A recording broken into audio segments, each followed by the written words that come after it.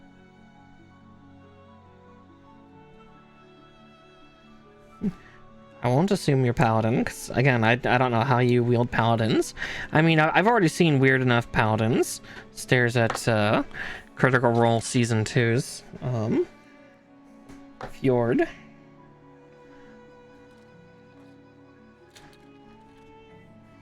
D113.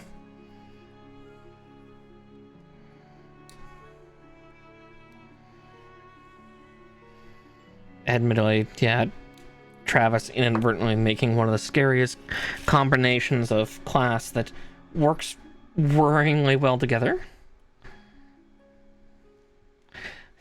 We do the weird stuff. We love weird shit. Though, funnily enough, I think out of all the characters, I think my character is like the most, like, it's the most basic bitch of the group. Because yeah, like everybody else is a spellcaster, and again, these are not complaints. These are notes that I find funny, and I kind of like. Because yeah, it's humorous to see how, yeah, Yue is not a caster. She never has been. She is, you know, a fighter, a samurai, a soldier.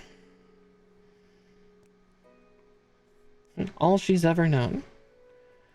And now she's around a talking cat that can stab things, and the route that I know Code is going, it's like, oh, you're gonna do some weird shit. Some real weird shit. Tolan's a fucking witch. Then Braun is this peculiar talent thing. Again, it all doesn't make sense to her. That's okay. Her being confused is entertainment, and that's a good thing.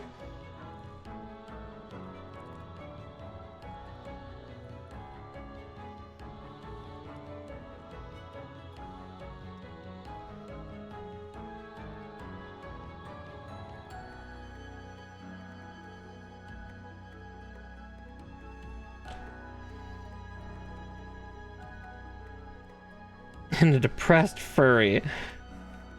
And then the changeling over in the corner that seems to cast magic, but there's also mechanical shit, and it's necrotic looking at the same time. It's weird.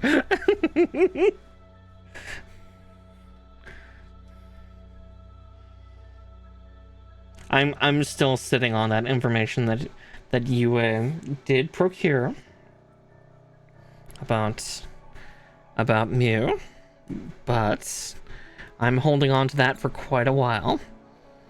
Beatrix isn't here, so I get to say this, be sneaky. And Twilight Vampire Lady, exactly.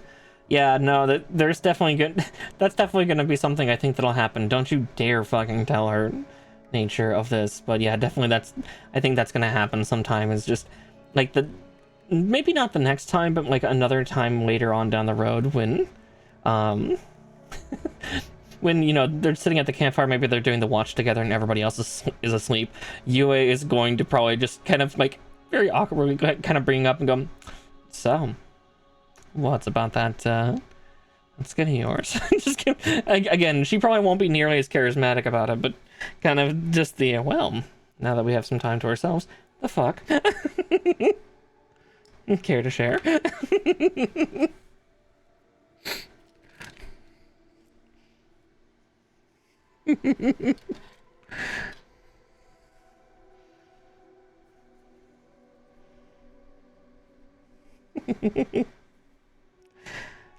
I am aiming to be a bit of a menace. I'm interested to see how much more like Yue also fleshes out, because like she's showing that she's taking on a hey, so what the fuck? Yeah, it'll probably be yeah, hey, what the fuck with Riz? Nah.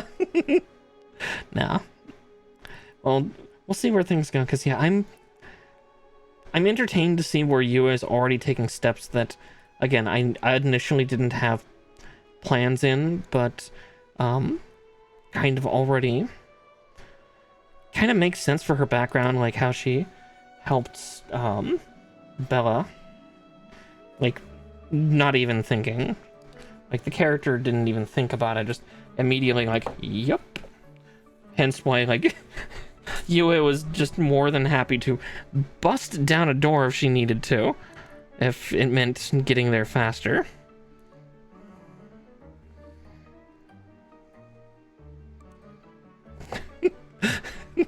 This is my child now. Kind of, yeah, it's like, this child is dying. No time to explain. Get the fuck out of my way.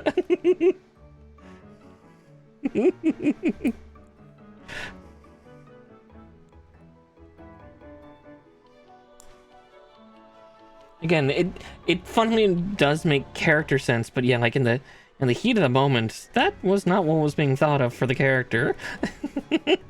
But that's the thing about D&D characters, or writing characters in general, is you can have kind of the writer's madness of, oh, that's not what I had envisioned, but go off, Queen, go off.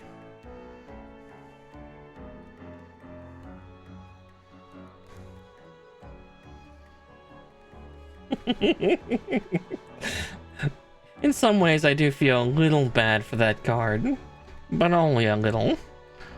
Fuck it, we balling, I guess. Yeah, no, it's pretty much, yeah. Hold on tight. Because yeah, that would not be the first character that I've had act like that, of suddenly just oh, excuse me, of suddenly just kind of like, oh, well, that's different from any script that I had for you, but okay. And yeah, that's just something that happens sometimes. Let's see, I'm gonna do B34. Oh, actually I can cut either hand out. I will do both then. Yeah, again, I call it the writer's madness, because yeah, it's almost like I know I had this happen a lot with roleplay characters in the past, including like some of the Eorzean ones that I had was, you know, here I am thinking and trying to spitball what they might do or something like that, and suddenly it's almost like the character stops me for a second and goes, no, not that. And then kind of pointing out, or like, you know, quintessentially developing the feeling of what they would prefer to go down pathwise. And again, it feels like the writer's madness, because it's almost like, it feels like, did the character just gain sentience, or am I just nuts? And this is when I find out I have a condition I don't know of.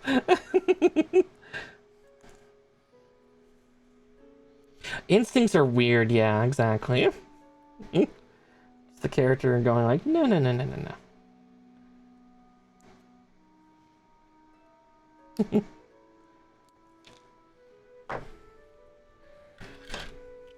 Yeah, instincts and intuition are strange little things, and yeah, especially when you develop characters that you kind of want them to have their own form of autonomy. Eventually they do, and it surprises you, and it's weird. But it's kind of a fun thing, because that helps with, like, kind of organic story writing anyway. It keeps them from going too Mary Sue, or too overpowered. Things like that they find their own way, their own path, their own stubbornness. And yeah, fuck it, we ball.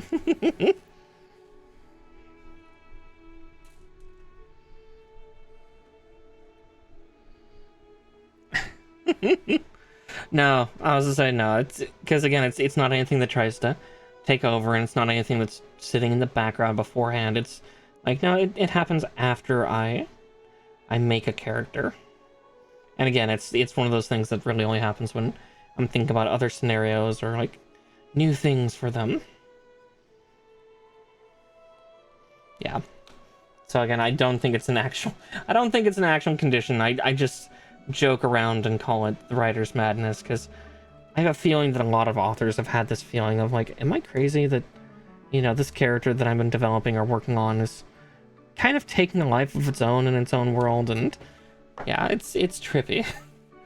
It feels weird, but it's not actually any type of true madness.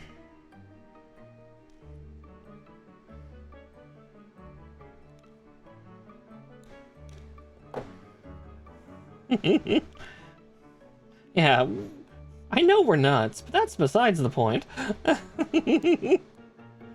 Exactly. God, those hands are so small. There's his fist. But for now, we're doing the dramatic open hands. Remember correctly, it's a pointing. All right, there's one arm down though.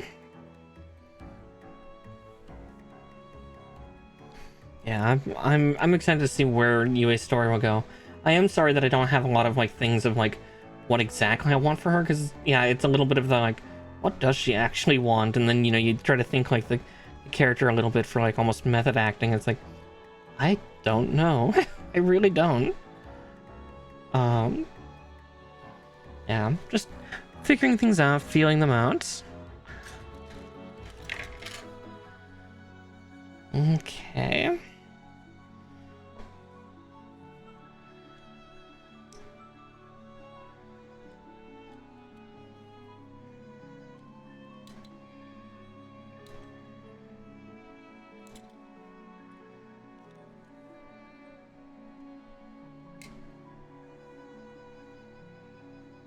Oh, exactly. Yeah. As we get further into chapters and stuff, I'm sure more things will bubble out. And again, that's kind of how it is. She's still a semi-new character, but she's already shown a couple surprising signs of, like, yeah, understanding the sense of urgency to the point of like, yeah, as you put it, kind of, you know, this is my child now, levels of like protectiveness and the need to get to to save a life. And it's just to the point where she's almost willing to hurt anyone else, and that's just to get to it, because it's like, no. Now. Yeah, I saw a weird bird person. Man, this person I'm with has weird shimmery skin. Oh, there's a dying girl. Well, I know what's most important right now.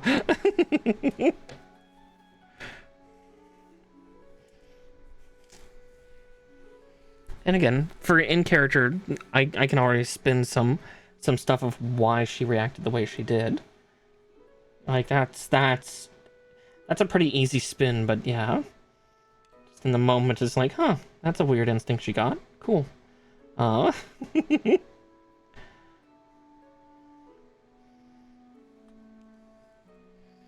Yoink! And go. Listen, no one's gonna argue with the 8.5 foot tall, 300+ pound bee lady. Or if they know what's good for them, they won't. I want to be the mother I never had. A little bit, yeah. It's kind of like, you know, when she was young, yeah, there was no chance in fucking hell that she could have saved anyone in her village, because yeah, she was a larvaling. She was a child, like a child that barely remembers that time. But now she can do something. Exactly. That's where that spin can go. Is just, yeah, she was capable of doing something now. And while, yeah, it won't bring her clan back, it doesn't bring any of that back.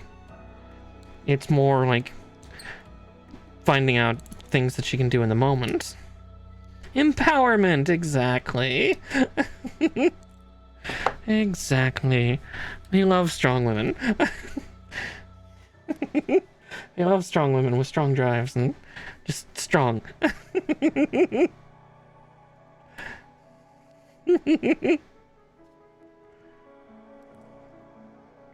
Yeah.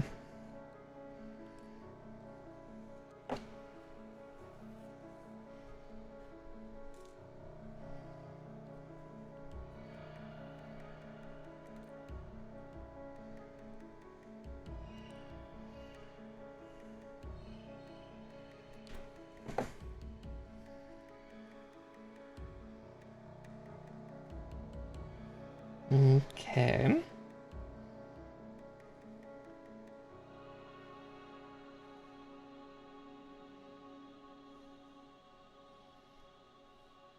Let's see. I'm just double checking to make sure we don't have any cats, because if we do have cats, then we have to get rid of Chibbity. Otherwise, he gets to stay there and continue to stare at us. Those smoldering eyes of his.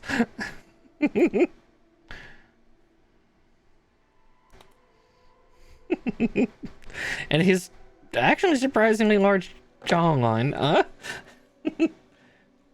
For an anime from the 90s, he's actually got a pretty uniquely shaped face.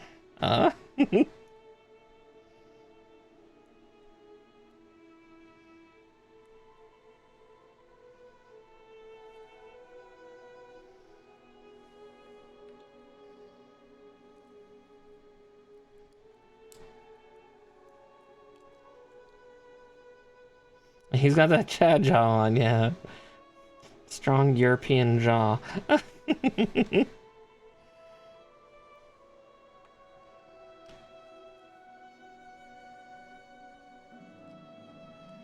Okay.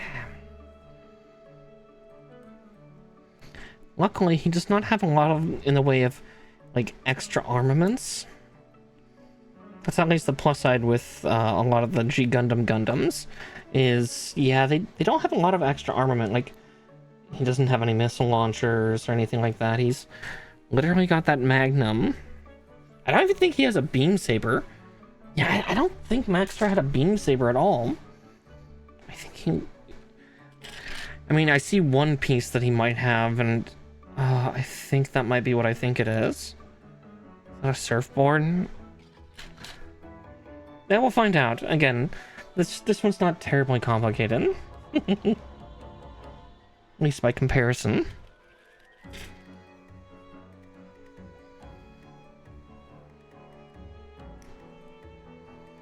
I'm gonna cut out C1, 7, and 8. Just because we'll need 8 just a second later. There we go.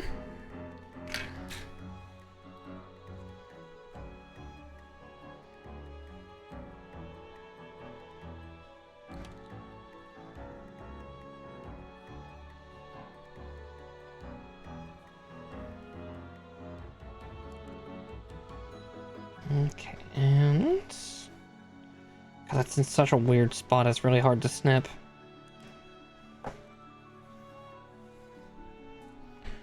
Alright.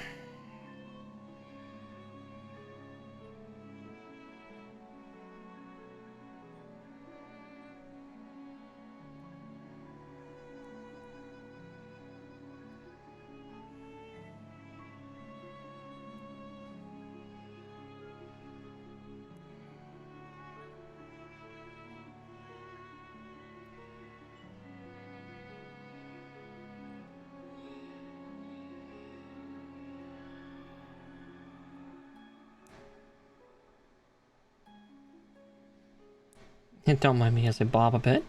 I have to stop staring at him.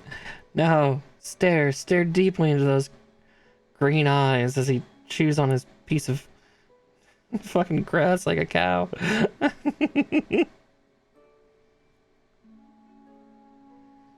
Okay, let's see.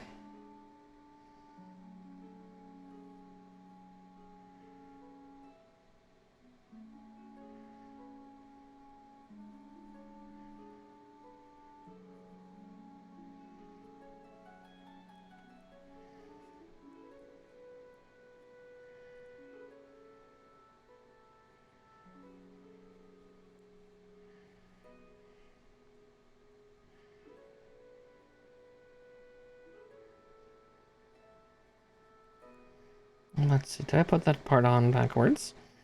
Looks like I might have. Yeah, I did. Okay.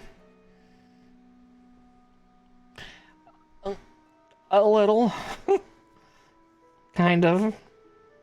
Its accent's kind of a little bit southern. A little, like, I'd almost say Texan.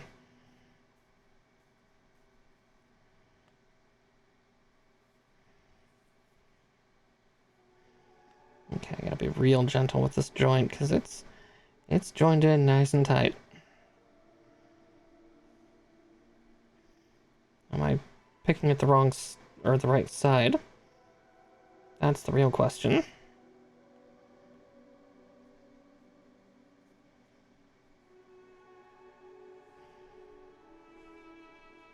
Yeah, it was just US. US accent.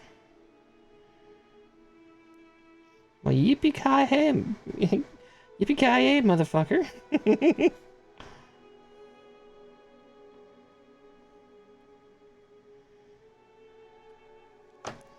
Okay. So while we're here... Yeah, I definitely put that one part of the joint on. We're in America. Yes. Neo-America. I'm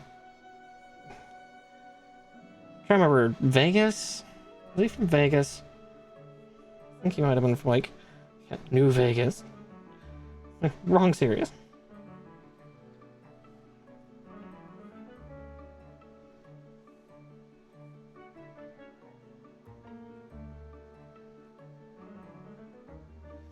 God, that's really hard to try to separate. We're in America, yes. He's an all-American.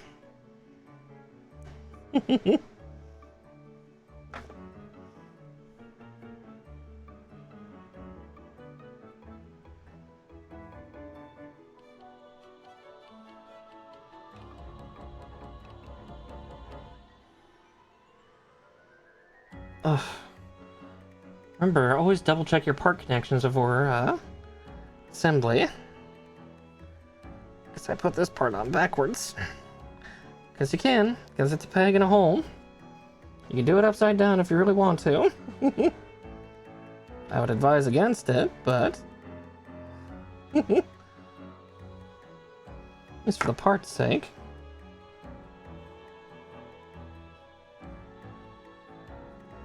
There we go, it's almost off. Well, there we go.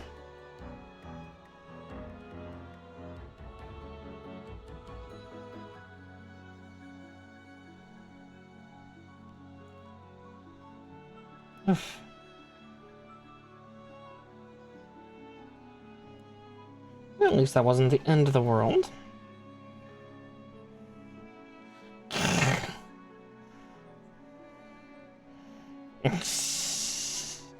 God damn it, Nature Claus. God damn it, Nature. Don't know why I called you by your full name there. Mr. Claus. Or is Mr. Claus your father?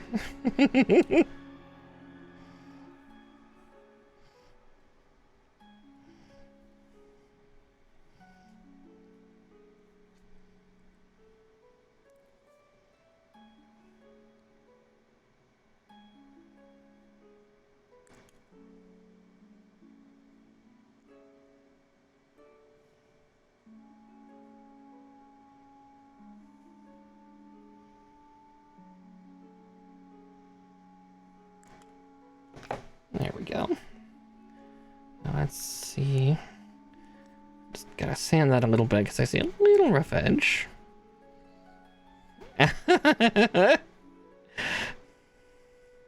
Okay. Nature Maurice Claus.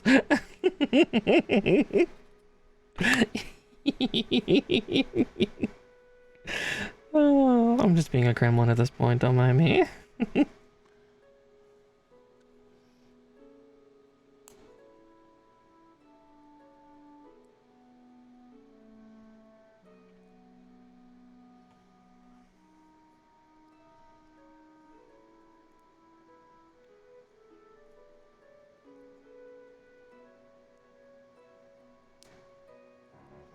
Okay.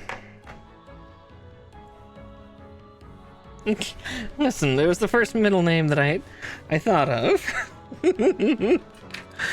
Seemed like a fun, nerdy one. Oh, fun as in fun to tease. Maurice.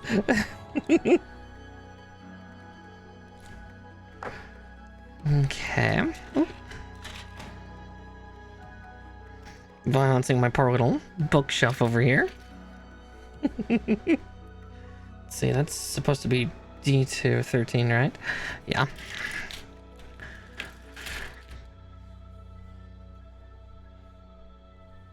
At least we're almost ready to get to the legs.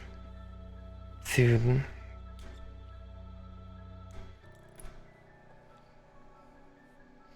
Yeah. Don't go doxing yourself, much like none of you will ever. None of you will get my name. It's only half true. Nature, don't you dare go doxing me.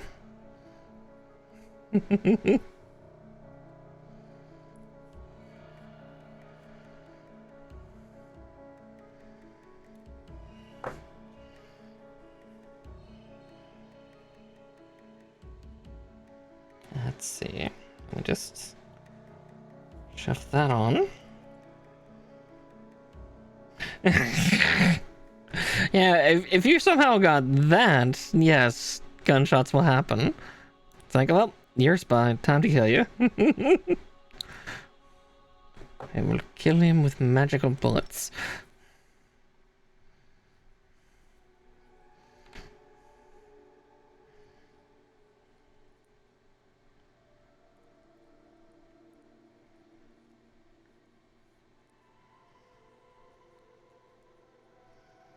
That's definitely been something I've been thinking about, like, despite the fact that it will not show up in 2.0, but definitely thinking to the future of someday of, like, maybe doing a nerdy, Kamen Rider styled, styled model. I've definitely been thinking about that with, how to take the current witch theming that I'm going with and taking a technical spin. But again, that's not even in the concept works right now. Oh, A14, right? It's not on the B runner. It's on the A sheet. I would definitely love to have a Kamen Rider themed, or Kamen Rider themed model someday. Again, taking some elements from things like Kamen Rider Den-O, Wizard, and oh, sure, a few of the others, Gates, and having that spun on. Yeah, kind of a magical witch, semi-gemstone-ish theme, while still keeping some of the things that make Kamen Rider Kamen Rider. Like, there always has to be an overarching minor Beetle theme, because otherwise it's not Kamen Rider. That point, it could then be like Super Metal or Garo or Super Sentai or any of the various others. Because there are so many tokusatsu. Almost too many to count.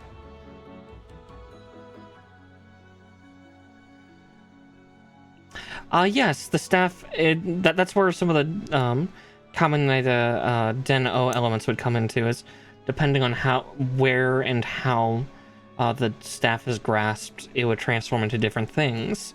Two hands going closer to the end of, like, the bottom of the staff, the head would, the crescent moon head would suddenly get bigger, creating an axe.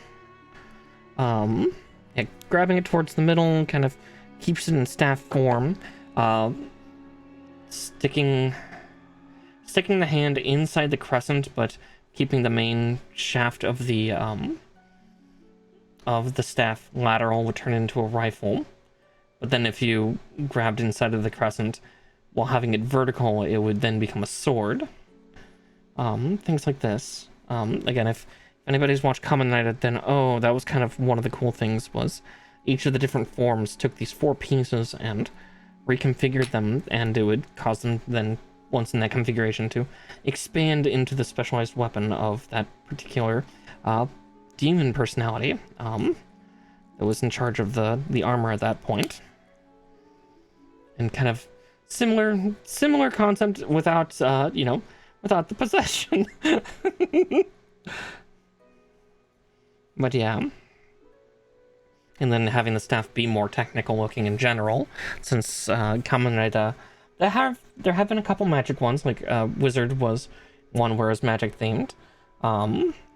Ghost was one that used famous ghost spirits, like notable people in history. But yeah, it'd be the mix of, like, for me, I would want the very technical aspect while still keeping a little bit of mysticism in, but maybe not as much. But again, Kamen Rider is really big on that, of being incredibly technical. The armors are typically much more covering than a Sentai armor, where, you know, the Sentai armor is like a spandex suit and a helmet, and you're good for the most part in most series. Kamen Rider, it's like heavy plating on the chest, typically some on the forearms, as well as like the shins and parts of the thigh. Hey, sunshine. Sorry, I'm being a nerd and talking about Japanese superhero dramas. Don't mind me. But yes, welcome in, dear. I'm being a nerd.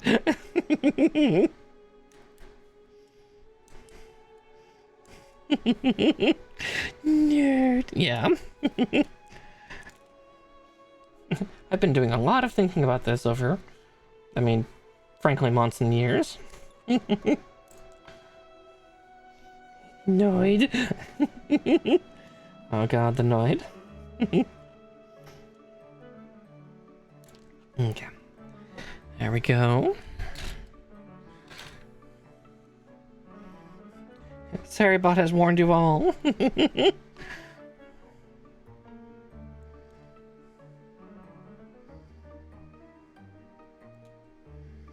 The ads, they're coming. Except for those who have subscribed. You get to deal with me continuing to ramble forever. Avoid the Noid, exactly. I was like, yeah, who all remembers that very particular mascot for, God, what was that? Was that Pizza Hut? I know it was a pizza chain. Fucking Noid.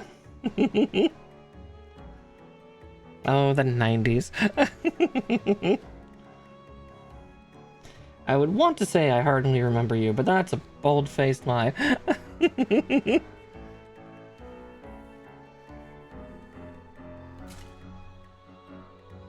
Domino's.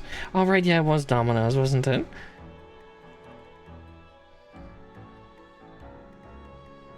Yeah. Yeah, because back then they would make video games for, or even demo disc video games. I remember that on the PlayStation 1. Of getting, like, demo discs of, like...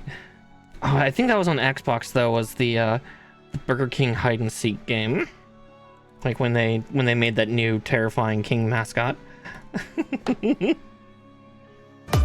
Oh.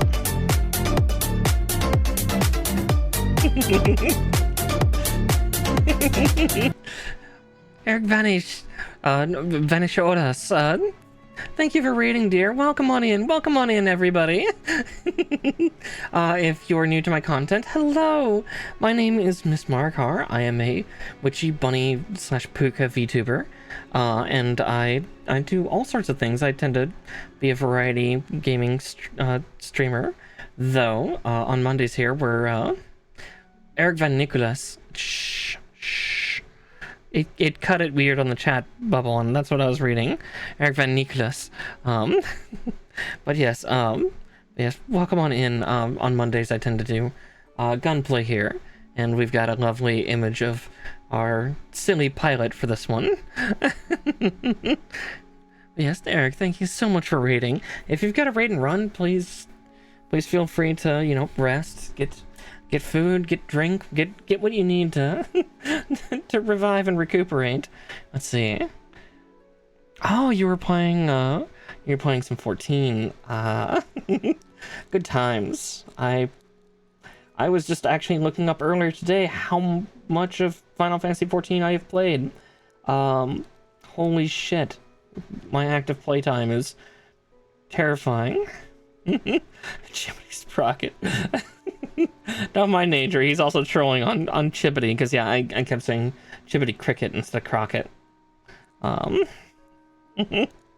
But yes, we are building MURICA Gundam for April Fool's Day, because what greater fool than the American Gundam? Yeah, he looks like a football player, and it's hilarious. Here, now, let me get the head jostled on real quick, and we'll give you all a lovely look of the silly boy.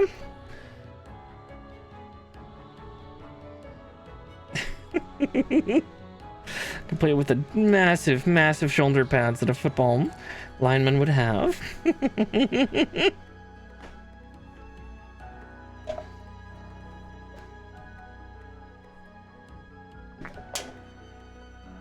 But yeah, we're just getting ready to go start work on the legs, and hopefully we'll get this guy done tonight. It shouldn't be too terribly hard, because this is just a high grade. But yes, welcome on in. Oh, now I'm gonna do a quick stretch, because I have been kind of leaning over the desk a bit. I sense violence in my future for saying it, though. Okay. B13s. Yeah, we're just getting ready to make the feet and the legs, so we're getting through this kit pretty quickly. How fucking dare you? As a former WoW player, how dare you? But yeah, going back to Final Fantasy XIV, though, yeah, I was looking at my active playtime today, because I was talking with a couple others about 14, and it's kind of depressing. Actually, Nature, you probably didn't see this, but yeah, that's horrifying. You're not wrong. You're not wrong about the WoW shoulders, but yeah.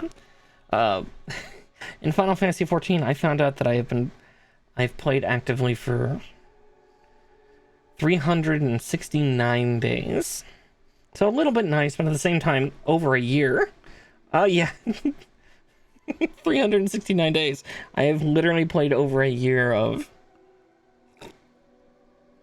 Final Fantasy XIV over my years of playing it. It's like, oh. Oh no.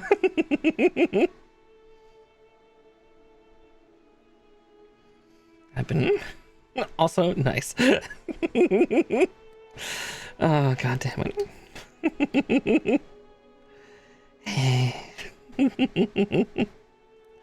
But yeah, we are building, at least tonight, a newer version that they just came out with a couple months ago of the new of the old G Gundam units.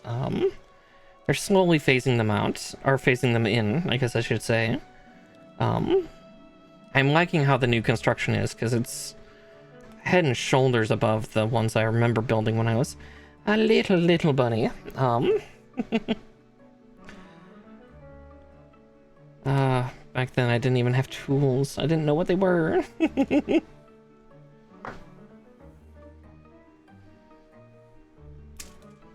But now I do. I know better. Let's see. C1, C2, 11. I heard a cat sneeze. Oh, she's behind the window. Mellow's being a little bit shy tonight. Otherwise, Chibbity would disappear so we could have cat cam, but no cat cam, so Chibbity cam.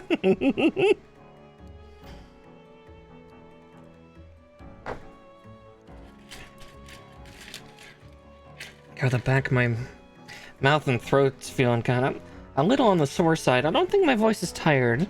I wouldn't be surprised if I'm collecting some con crud. I just did get back from a convention yesterday. So it would not surprise me at all if I'm just getting a wee bit sick.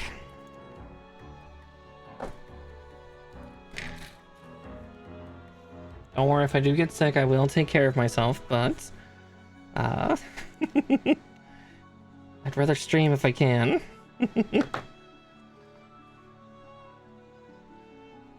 Just because, especially this week, much like last week, I don't really get a lot of downtime. Because I unfortunately do have to make another trip this coming weekend.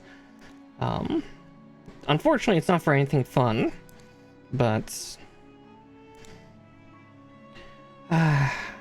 don't like leaving home.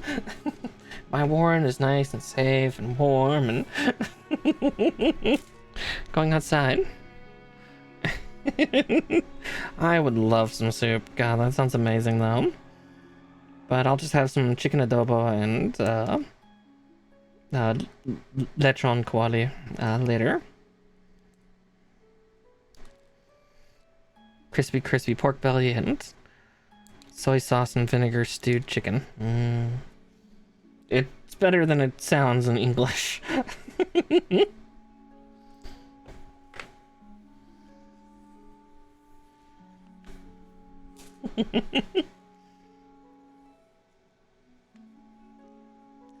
Okay, it says that these go on a certain way. I'm also still trying to grapple with, I've been building master grades for the last few months, so, coming back to a high grade is a little trippy. Less of, like, the quality downgrade, but more the scale. I'm so used to 1/100 scale right now, and it's like, this 1/144th scale is a little spooky. Everything's so small. And the G Gundams are already tiny. Like, they're not F91 tiny, but they're not that much bigger. Yeah, just even with that football helmet, look how small the head is. Yeah. The tiny Gundam scary. Listen, I've learned to fear small things. For better and worse.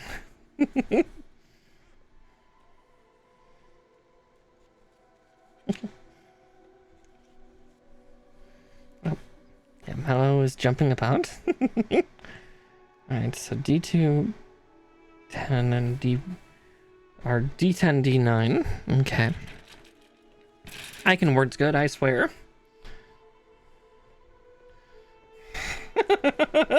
Small head, thick shoulders. Sounds like an American to me, yeah. Oh, god damn it.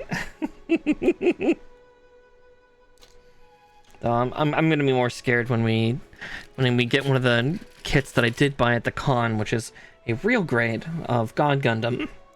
So, same scale as this one, but more complex like a master grade. Not quite as complex as a master grade. Classic Big McLarge. I love Space Mutiny. Or I guess I should more clarify. I love Mystery Science Theater 3000's reviewing of Space Mutiny. I use it every time I play, like, there's a board game that, you're like truckers in space, and the tradition I learned from a friend of mine is because there's a high chance of your character dying in that board game. So, tend to name the pilots after the various names in Mystery Science Theater 3000's Space Mutiny review. Yeah, it's I've just watched the snippet of all the names. It's like, this is already golden. I mean, Mystery Science Theater 3000 is already good. I know at one point I had a couple friends that tried to do Mystery Science Theater 3000 like with friends. Like, nah, not to rag on any of us, but yeah. Yeah, it's a shame, but at least we have the new version, which is also fairly good. Jonah does a pretty good job.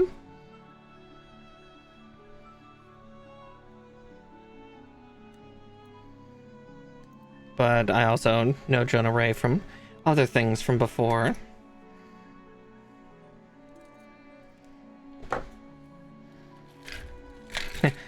A couple of his former friends are chuds, but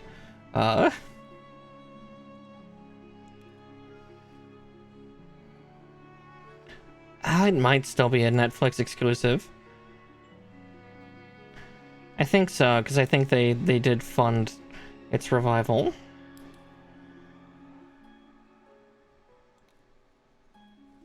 Netflix show, Netflix exclusive for now. We'll see about the future. We are currently in the weird internet hellscape.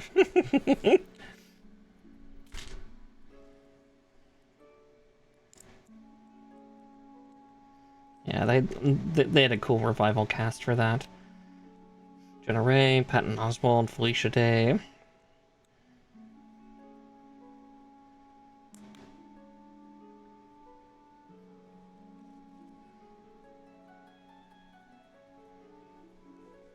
Okay. Now we do C1918. We're starting to cut through all the parts. So much leg.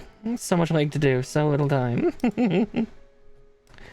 I dilly-dallied before because I'm like, this should take me only 3 hours, right? Nah, looks like it's gonna take me the full 5. Which is fine. That's a good thing.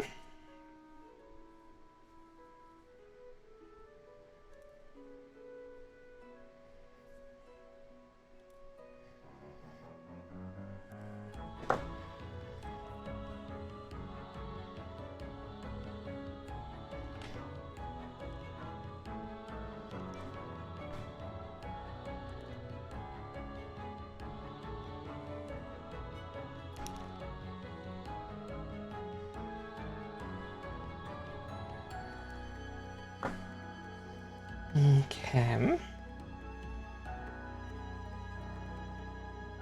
I saw that little barb from a mile away.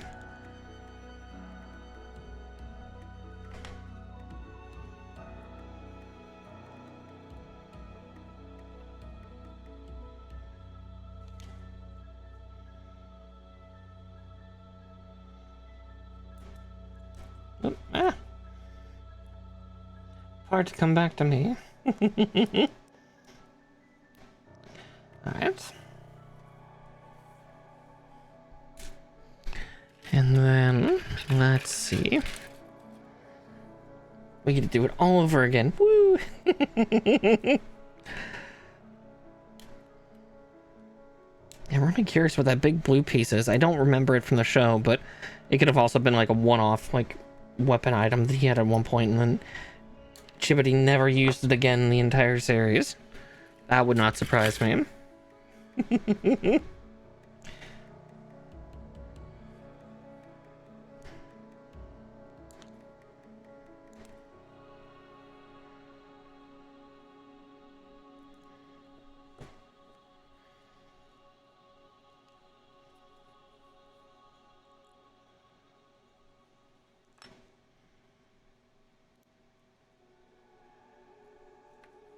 All right.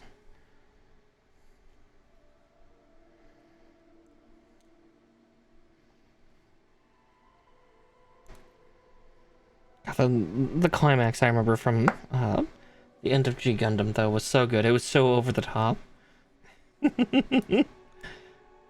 Never been a Gundam show quite like it since. There's been a couple of SD Gundam series that tried, but they got a little weird. Let's see. Okay, now we're making the knee joints.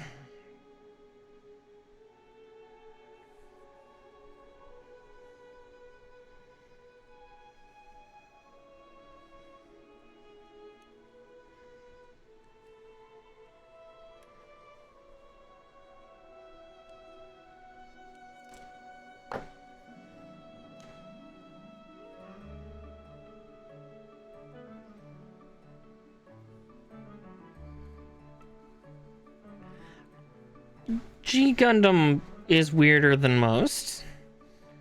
Like, yeah, there's the weird new type space psychic thing, like from Zeta. But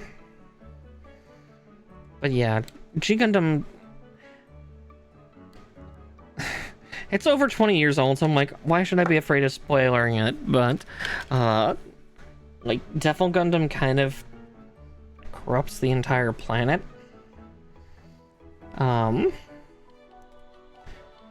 Just kind of turning it into one giant thing for it to attack with. Yeah. Yeah, I see. Yeah, it goes full shonen protagonist, like, and the main unit of the Devil Gundam is pushing itself up into space using the mass of the planet. It, yeah, yeah, it's a little freaky.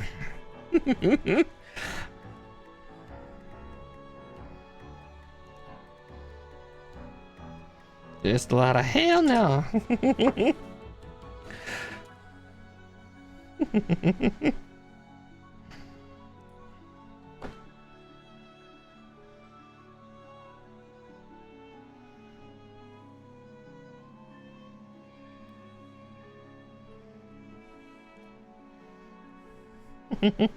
I would say it's still a great watch. A lot of really neat twists and turns in the show, and yeah, it's definitely a good break from from the rest of the Gundam universe.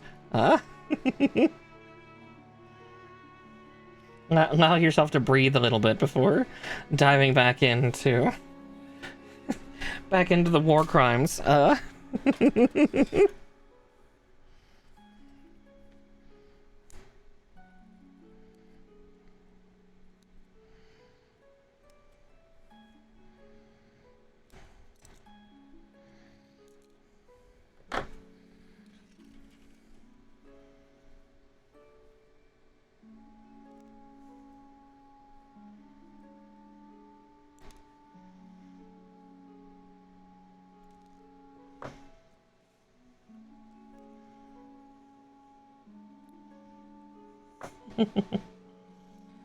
Alright, let's get these parts together for our knee joints.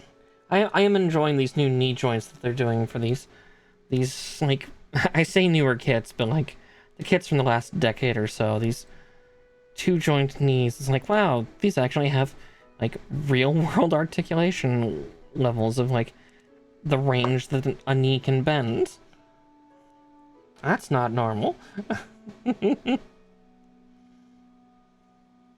I'm not used to my toy being able to do this. Though saying it like that makes it sound like other implications, but maybe that's me just being a little twisted.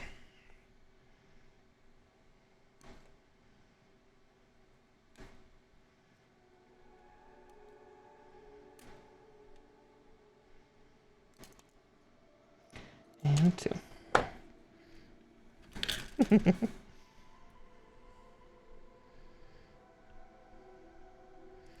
Oh, super bendy toy, yeah. I'm sure. I'm absolutely certain.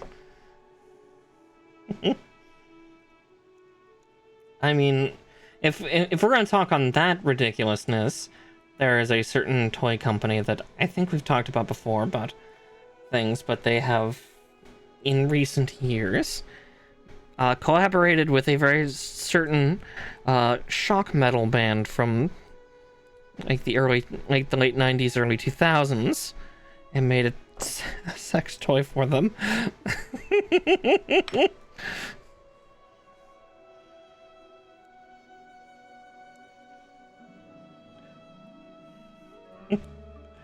I will never be able to unsee after seeing that thing. It's got eyes, it stares at you.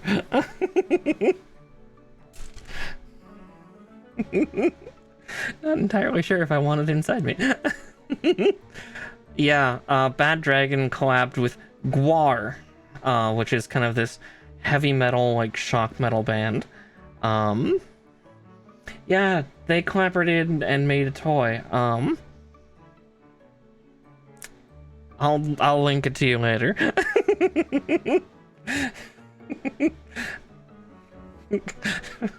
Just also your what? It's like easy there, King of the Hill.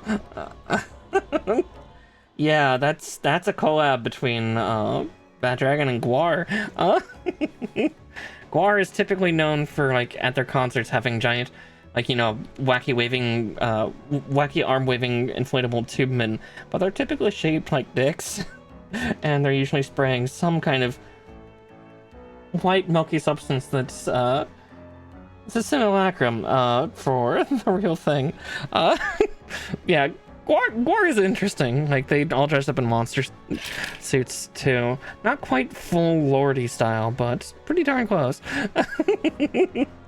Yeah, it's Gwar. We stopped asking questions about Gwar a long time ago. Okay, so I need C13.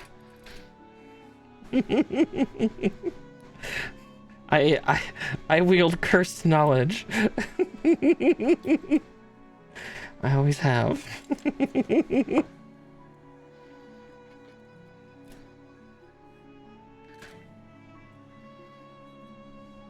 Maybe that's what makes me a witch, is my knowledge carries curses.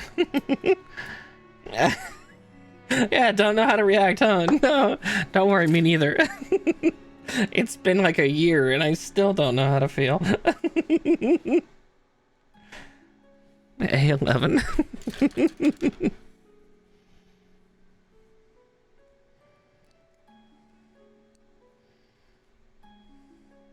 Yeah. My curses carry psychic damage. It's the best. You're a barbarian that's raging? That's nice. That doesn't stop psychic damage. Or that doesn't generate a resistance for psychic damage. It hurts all the same. Unless you're a very specific subclass? I'm trying to think. Do the barbarians... No, the barbarians don't yet have a psionic subclass, do they?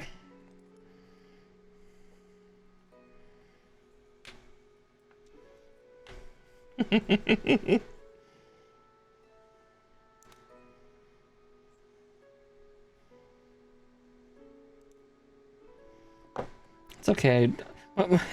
Most of us Twitch VTubers carry some kind of cursed knowledge. I mean, pretty sure Boo the Rat has plenty of knowledge about knots of a certain form. Let's just put it that way.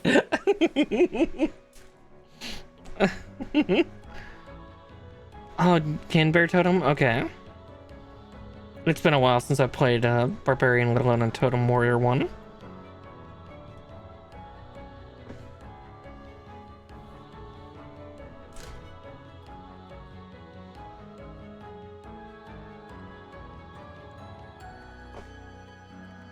Even though the legs for these are simpler, that's a really cool way to do an actuating ankle joint, so that actually we can get more extreme pose movement out of this.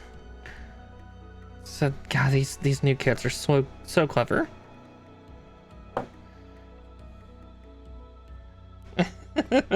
I mean, her husband is a werewolf, so... Admittedly, one of the most adorable and himbo-y ones in the world. I fucking love Basil. He is adorable. Let's see, D8.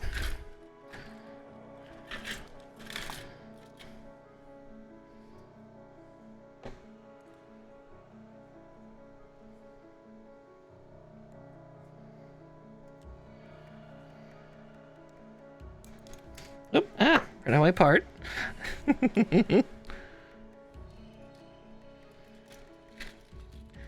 Again, yeah, for anybody who's new to viewing me, hi, I'm also lewdsome, so I'm gonna talk about a lot of weird sexual stuff because, well, that's just me. You've been warned, admittedly, a little late, but better late than never.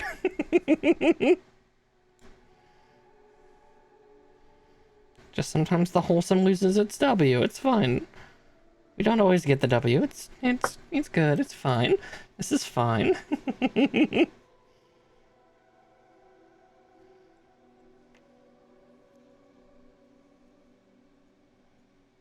Oh, that's an interesting way to do a color layering, I think. Where are my tweezers? That's a really weird space to try to connect. There we go, though. Yeah, if you didn't know what Lutza meant before now, you do now. I am wholesome. I am lewd. I can be both. You can be both.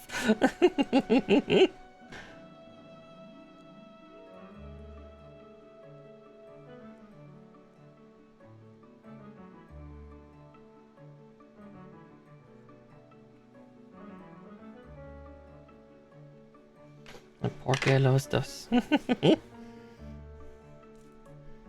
Alright, now I need the C12s. The other side of the calf.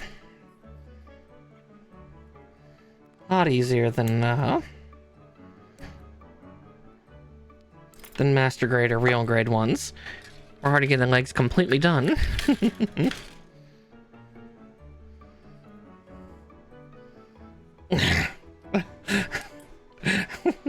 Excuse me, nature. I mean, I know where the reference is from. Yeah, just apple pen.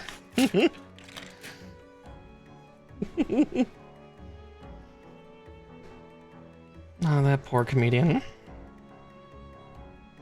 He'll never be able to outrun it. That is a part of his life now.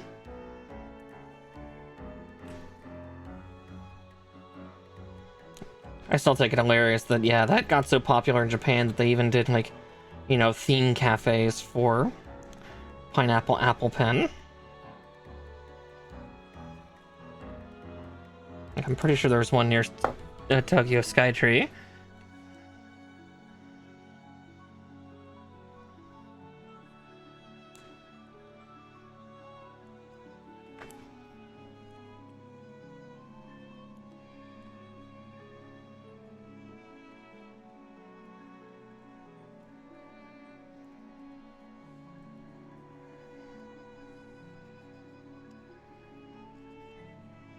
I've missed kind of making a simpler kit like this. There's less swearing. I'm not mad at the kit all the time. The kit, of course. Or am I? Let's see, D7 and C16. Alright, cut the 7s out.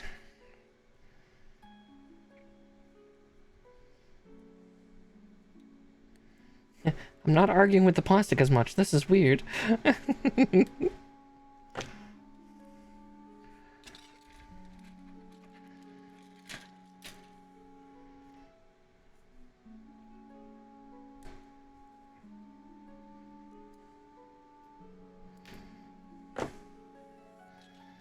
What sorcery is this? Where's the salt? The rage? I came here for salt, damn it.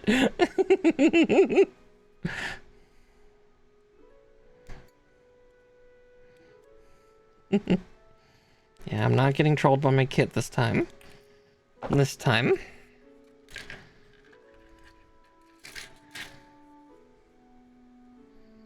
But we've not touched any of that clear red runner yet. I'm excited. Scared.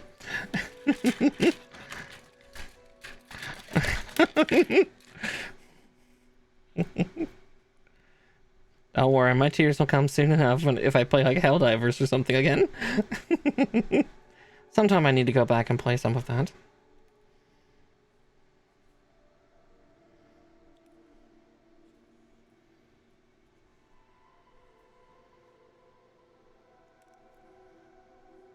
Need to play a lot of games. Oh yeah, did I ever pick a game for... You know, I never checked that for my schedule that I did this week. Did I change the information on that? Oh, right now I am playing Paleo Pines tomorrow. Yeah.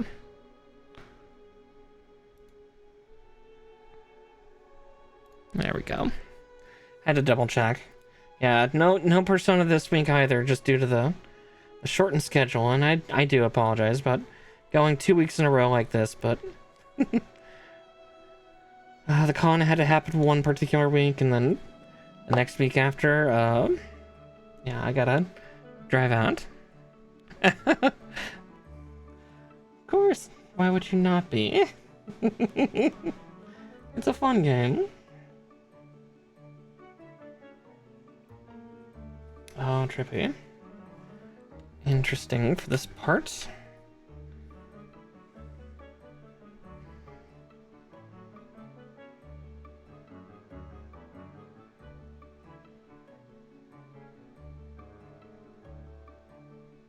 Yeah, we'll get more Dino Fix this week, and then next week we'll resume playing Persona 5 Royal. We will get to the end of that story. It's just, yeah, I didn't want my last stream for each of these weeks to be especially with the stage that we're getting at in the game.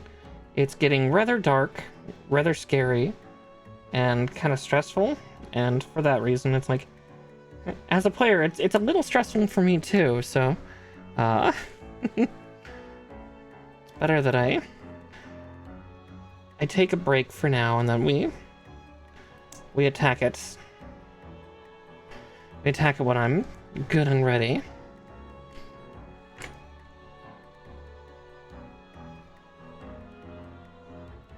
Again, normally I would not put it on such a extended break, because I like my JRPGs. I love them a lot, especially turn-based ones, but yeah, just it's getting stressy, and with the weird weeks that last week and this one are, I gotta take it easy. As much as the convention is fun, or was fun, you know, getting my bags packed, getting ready to, you know, head to the hotel and everything, that's a little stressful.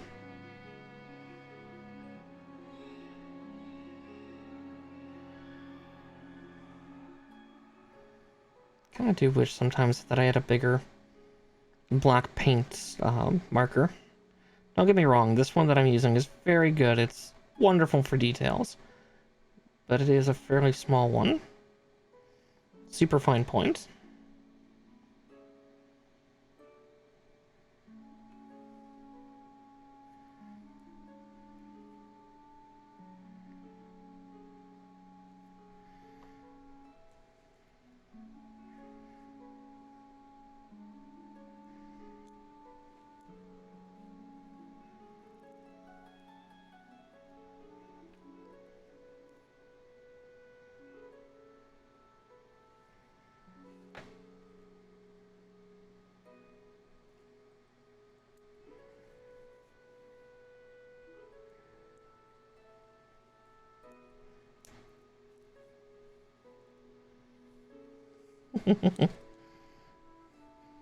Maybe someday Paleo Pines will have a multiplayer. Then we can all play it together. So many dinos everywhere. Doing all of the things.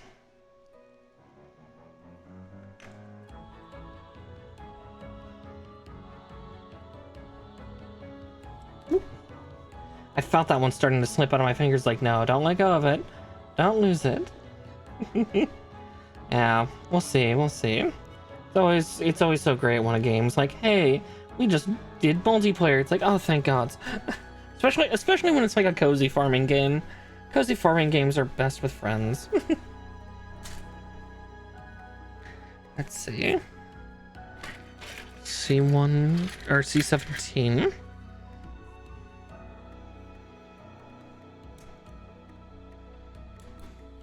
So, instead of Persona 5 on Wednesday, we're doing some dinkum.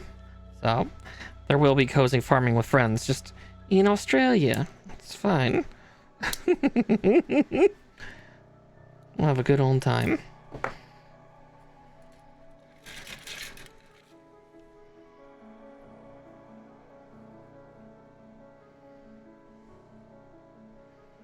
Hopefully not get eaten by crocos. Hopefully. Whether they be the normal ones or the ones made of glowing fungus.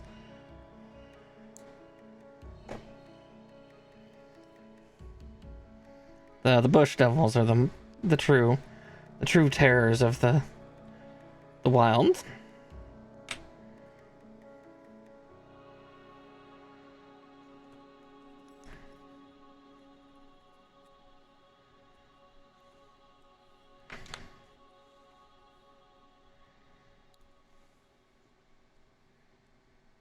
God, I did not cut that at all. Cut that well at all. Words are hard.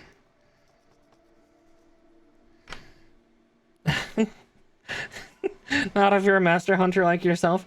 Didn't you die like 2 or 3 times last time? I know one of them was exhaustion, but...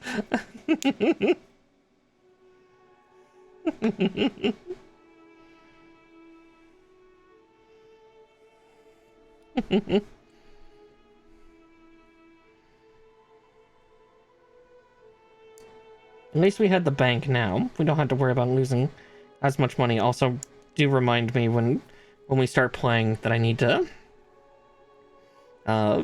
put money in the bank. I didn't actually do that when we got the bank. So I still got like 300k on me in that game that I need to stow away. Give to Mr. Moneybags.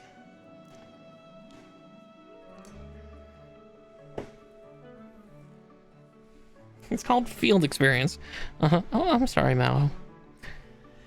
Mallow and Sherlock are under my desk, currently taking up all of my foot space.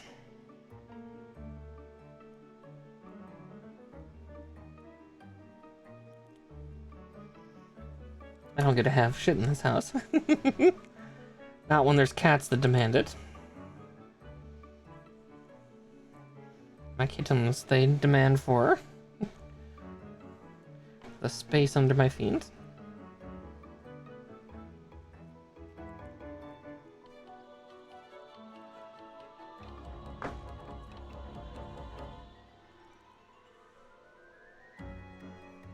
And they really do.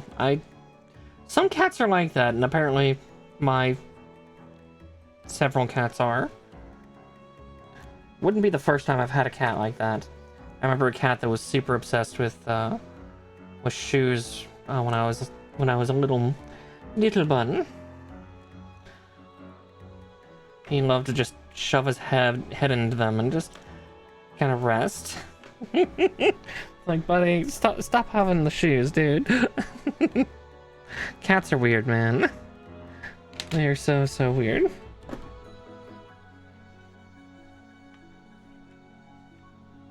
Oh.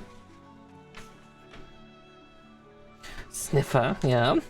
Just long. All right.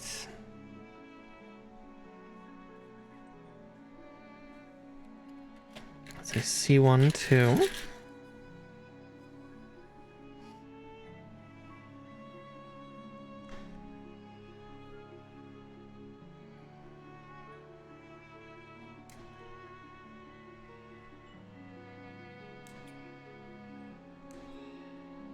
I shouldn't have sniffed like that.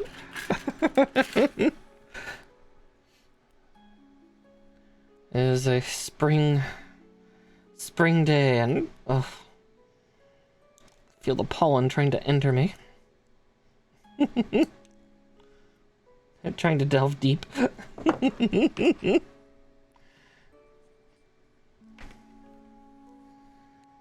Alright. E1 is this one. Alright, we're gonna start getting these runners burned down.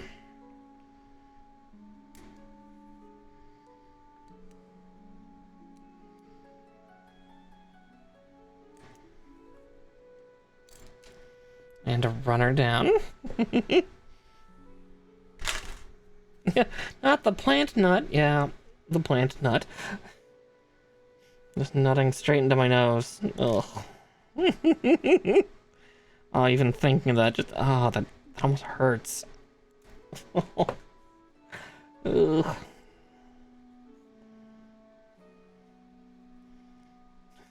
Don't nut into people's noses, please.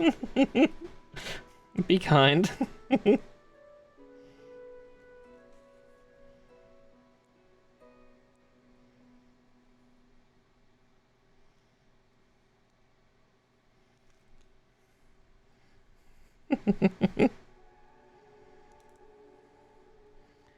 Alright, let's get these thighs assembled.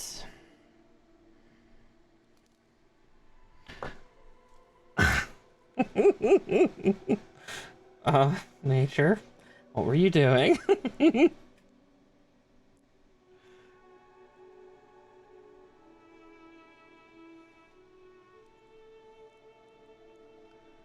Alright, there's that.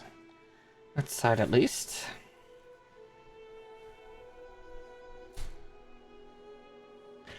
Nothing important. Uh-huh.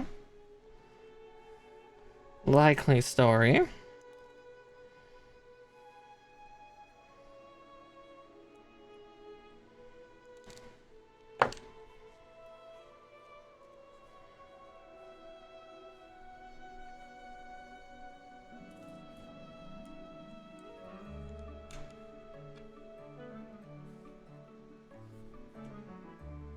All right.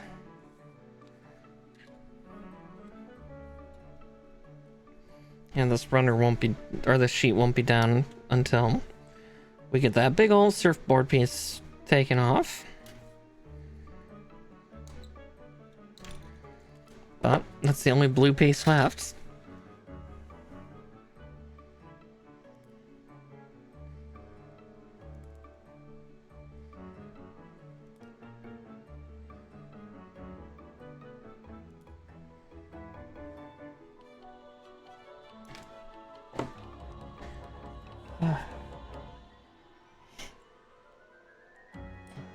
Yeah.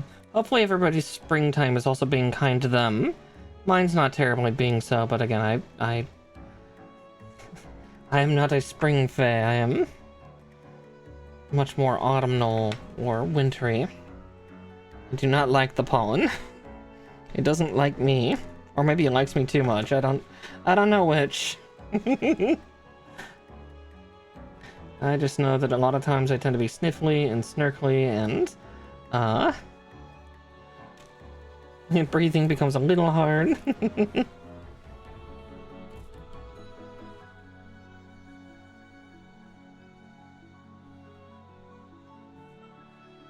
Oh, I see what that stands for. Oh, that'll actually be really fun. Yeah, we will put him into a boxer mode. Okay, they actually thought about this, which is awful kind of them. Alright, C1s.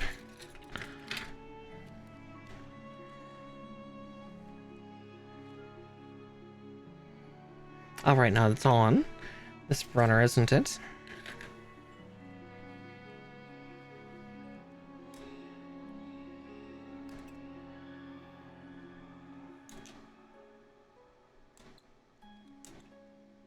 And 3.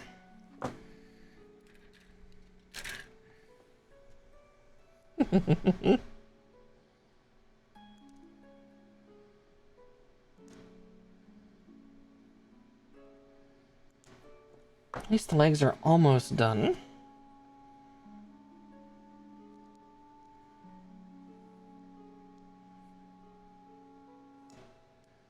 Soon.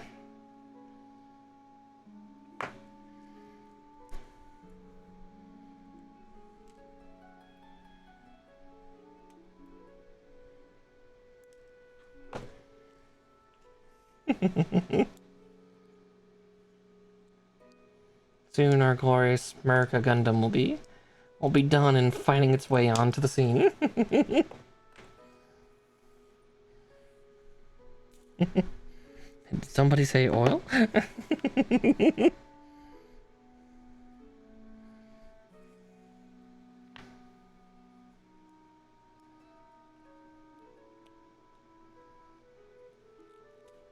Oops.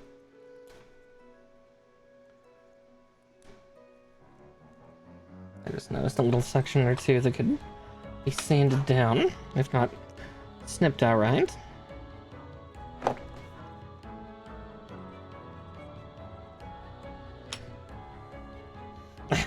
Oil? That shit is mine. Yeah, pretty much. Ah, goddamn it, America.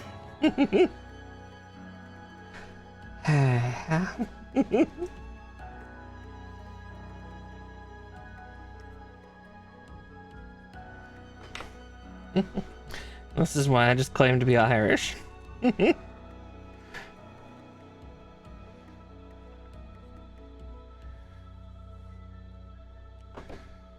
Okay.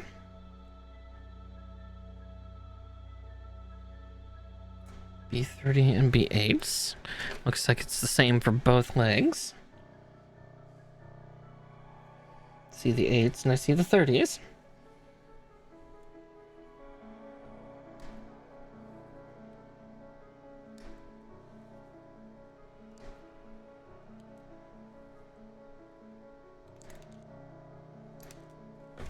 There we go. Oops, I didn't cut out the 8s. I've only done half my job.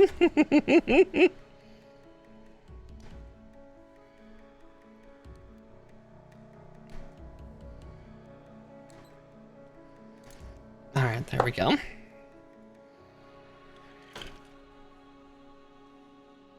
Oop, ah.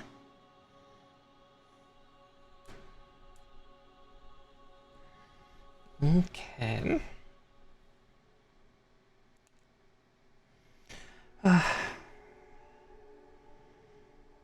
We are getting there, though. I was worried for a little bit. It's like, did I delay too long? But no, it looks like we'll get done a little early, but not early enough that we need to switch over to Gundam Battle Operation 2.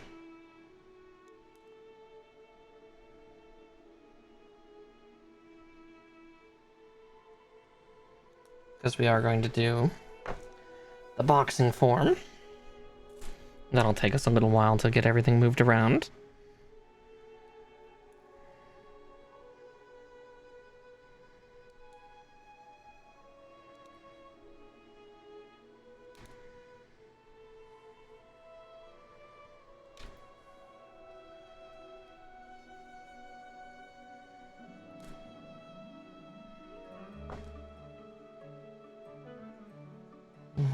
Okay.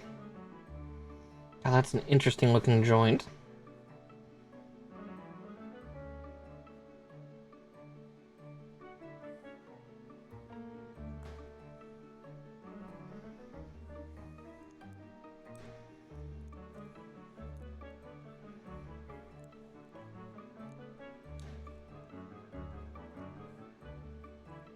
Now the trick is trying to get it into its hole. Always the trick, right? Gotta get in the hole.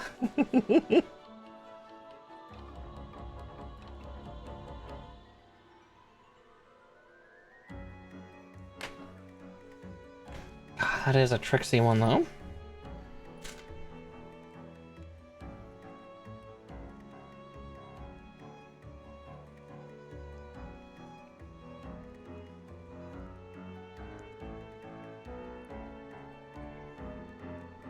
Ooh.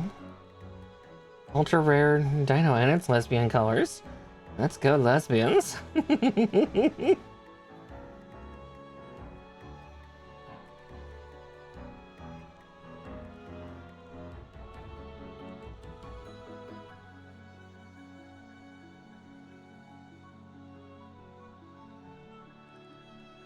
Ah, jeez. There's no real good way of getting that down in the hole, is there?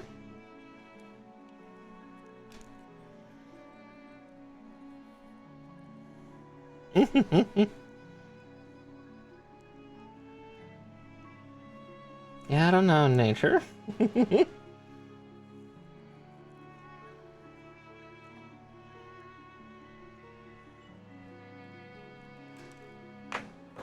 see, I'm gonna take off that thigh cover, see if I can't make the hole a little more friendly, question mark.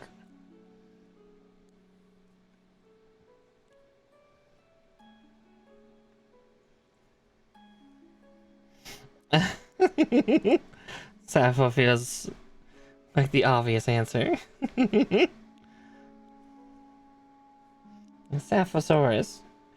Yay!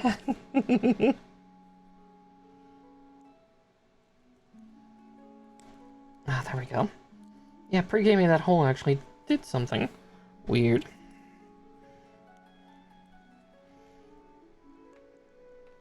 Disregard the phrases.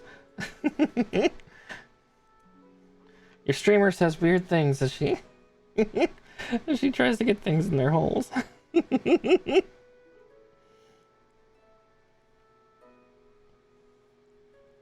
This is fine. This is normal.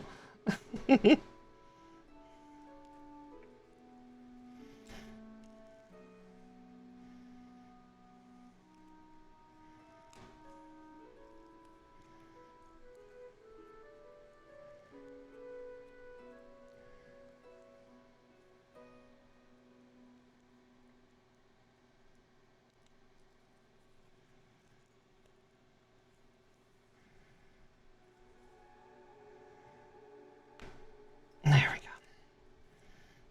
And locked in place. God, those legs look so fucking small. It's weird. A18 though. We're getting through all the... Alright, he's got 2 fucking magnums, doesn't he? God. 2 6-shooters on his hip. 2 big irons.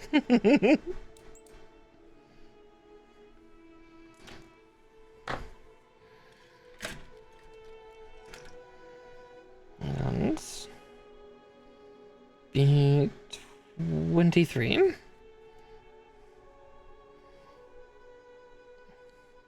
Yeah, double the gun, get double the firepower. See,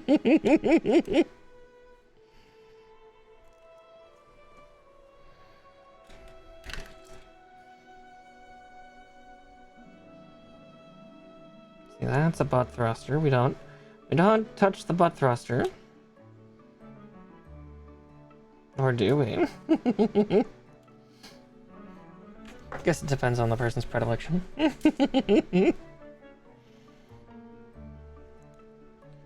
Oh.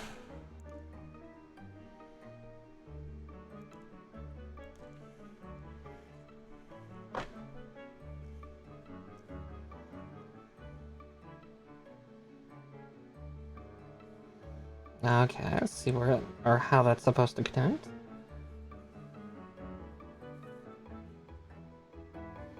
There we go.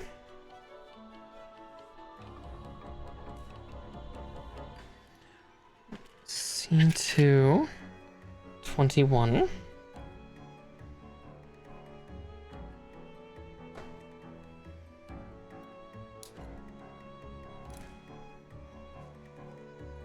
I think we'll be back to that sheet in just a second.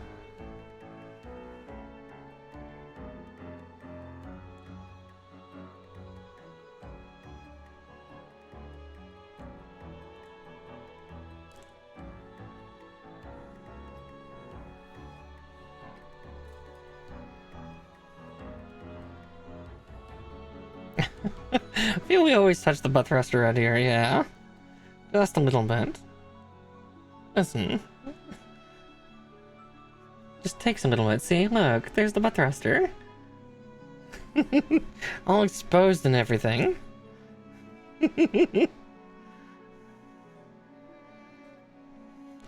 Naughty little Gundam Maxter. Oh dear. Alright, C220. Oh, I'm trying to get in trouble, I swear.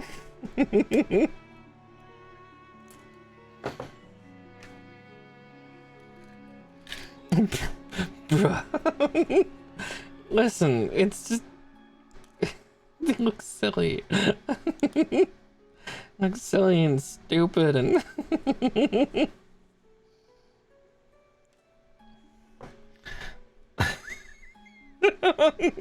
My, you're a naughty little thruster, aren't you?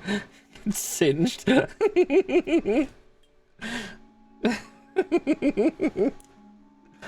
man. Listen. I'm just a menace. It's fine. Faye.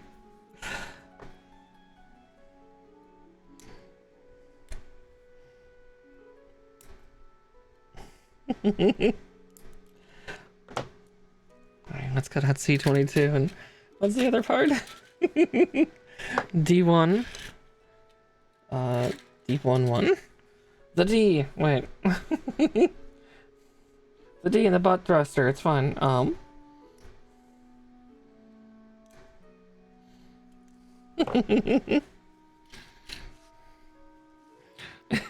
we know. Just like to give reminders, that's all.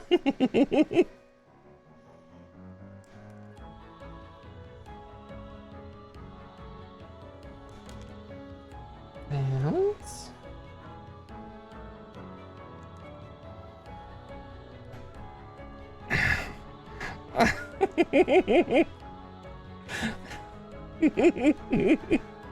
I mean, not mine, but depends on which part we're talking about.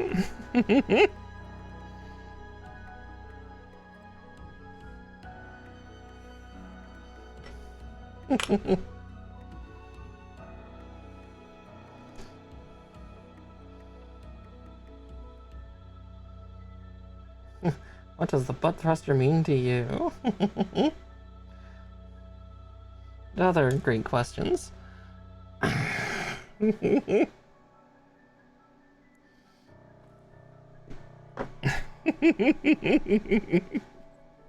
And doing that right before an ad break.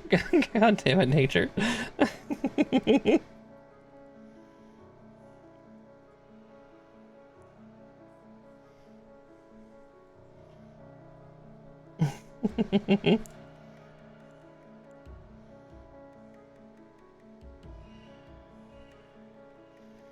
Perfect timing.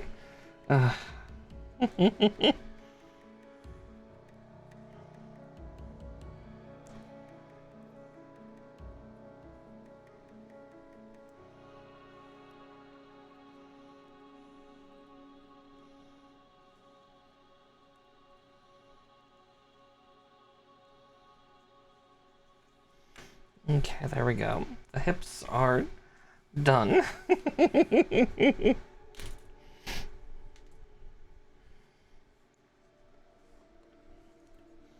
So now we shove the little legs on. Almost.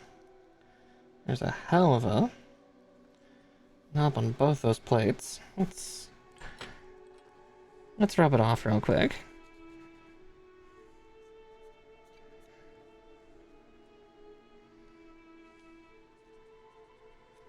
There we go. Much better.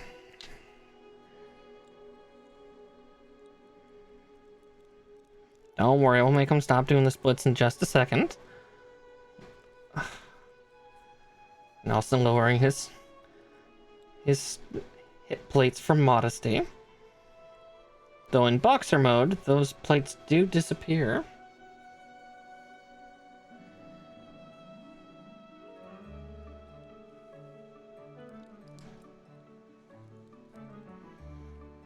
But yeah, there's the majority of the guy done. But yeah, as I said, the G Gundam Gundams are not that big. At 1/144 scale, my hand is bigger than this Gundam.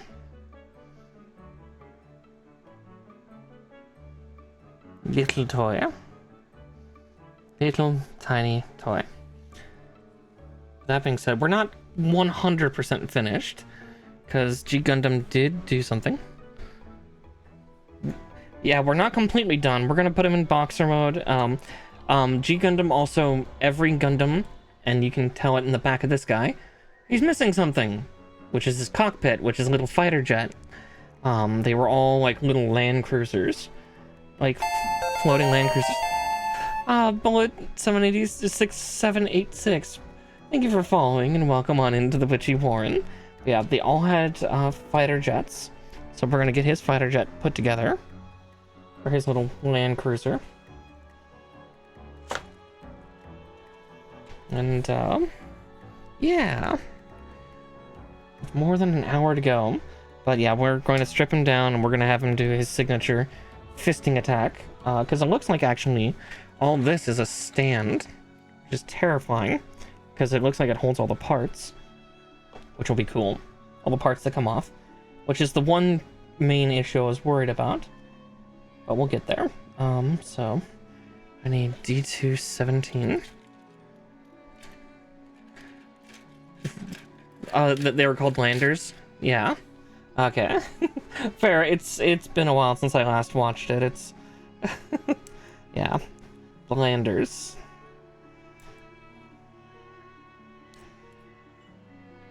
And 15.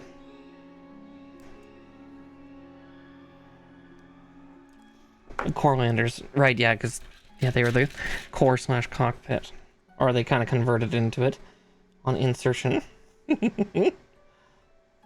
As I immediately giggle at the word insertion. Don't mind me. I'm just I'm just a dirty bunny. It's fun. This is fun. That part's really slick. Shit. Where do I hold on just to snip that part off?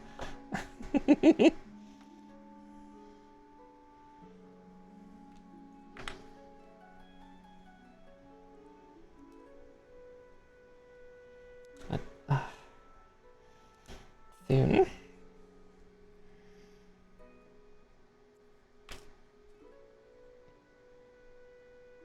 I have to see.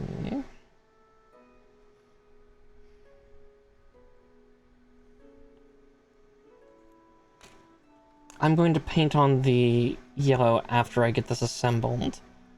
So it won't go on his back just yet.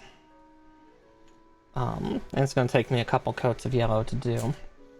Because remember correctly, my yellow pen is a little bit finicky. Just a smidge.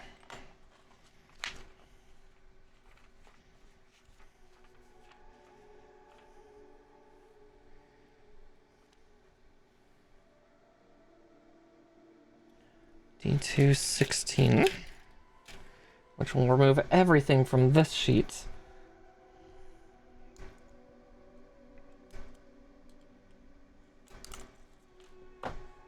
So, another runner down.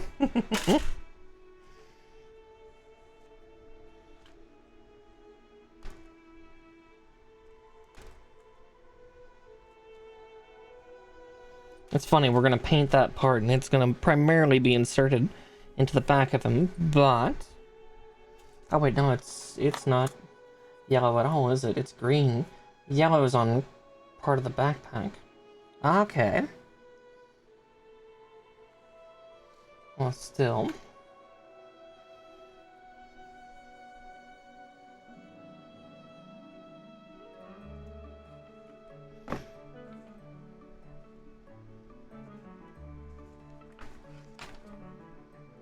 That at least will take just one coat.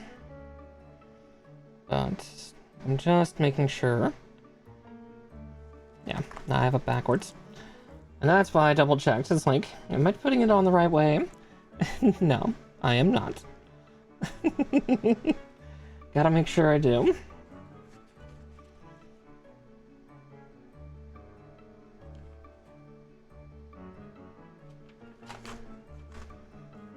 Okay.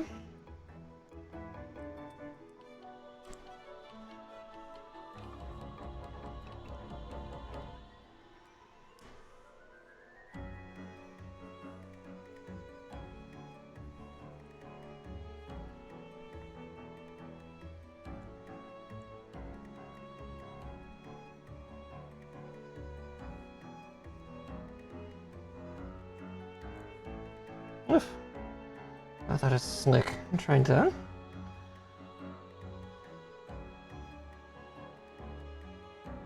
I think I see what I did wrong. Let's see if I can split that apart again.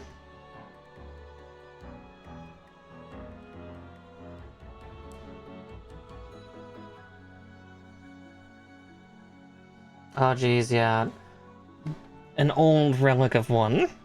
I do remember that kit very well. I built... Yeah, even the box back then would say Burning Gundam, because, yeah, the amount of localization that we did. Yeah, these days it's God Gundam. So we know better from the translations. And it helps us, not have some unfortunate sexual disease sounding things with, the attack. Since God Gundam's attack in Japanese was Godafinger.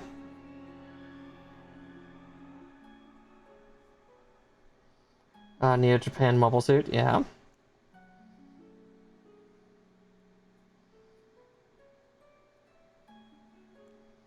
Yeah, the early 2000s were a different time.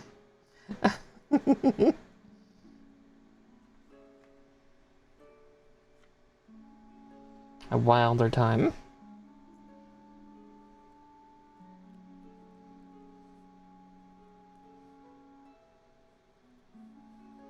Okay. I'm just using my part splitter here because it's not going into the insertion mode state, which is what I would prefer it to be, because I don't want the core lander out on its own, because otherwise the Gundam doesn't work. At least by, yeah, lore reasons.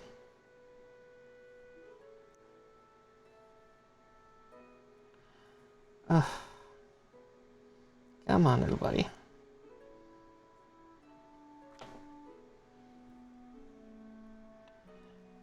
Yeah, the localization team really went nuts on that, but then, yeah, just that attack. Erupting, burning finger,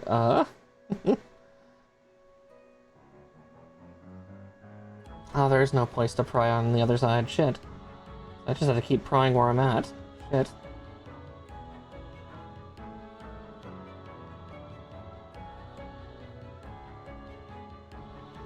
Gently, gently. Again, we don't want to damage the inner machinations too terribly much in our efforts to break them away from each other.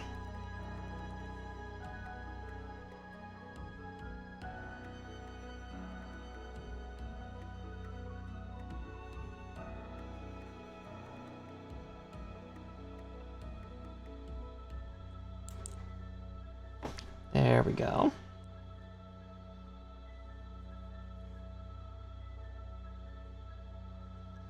Don't want to hurt my pretty nails.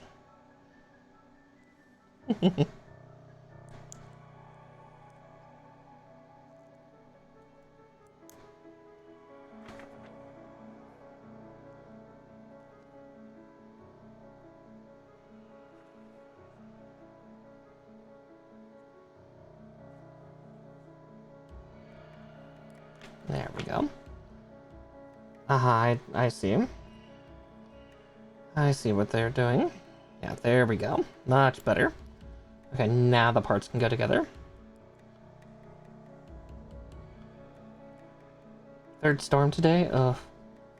Well, hopefully it's not too crazy for you. Yeah, storms don't happen too often where I'm at. When they do, I tend to like them, but yeah, again, there's always a 50-50 chance of me losing power if that happens. Oof. That always sucks. I'm sorry. Okay.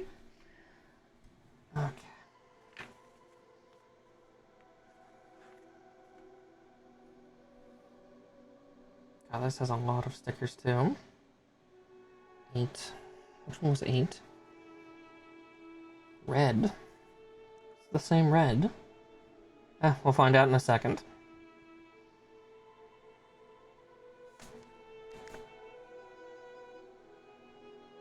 Yeah, this little guy's got a bunch of little stickers on him.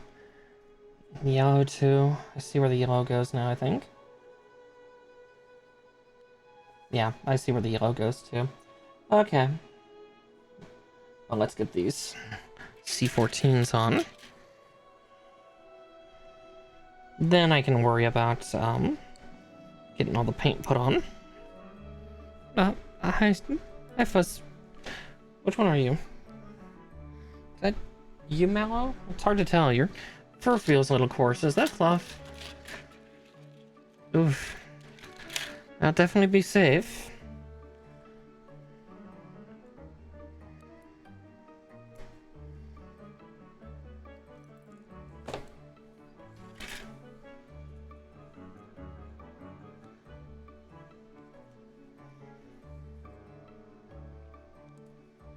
Yeah, I'm excited to build God Gundam Real Grade.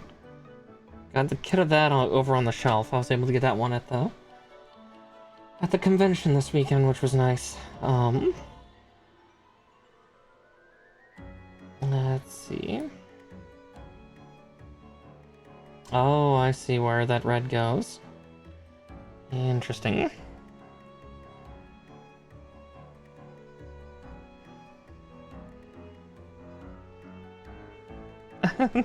Hey, Hutao. I've been good. Just been, getting this kit put together today.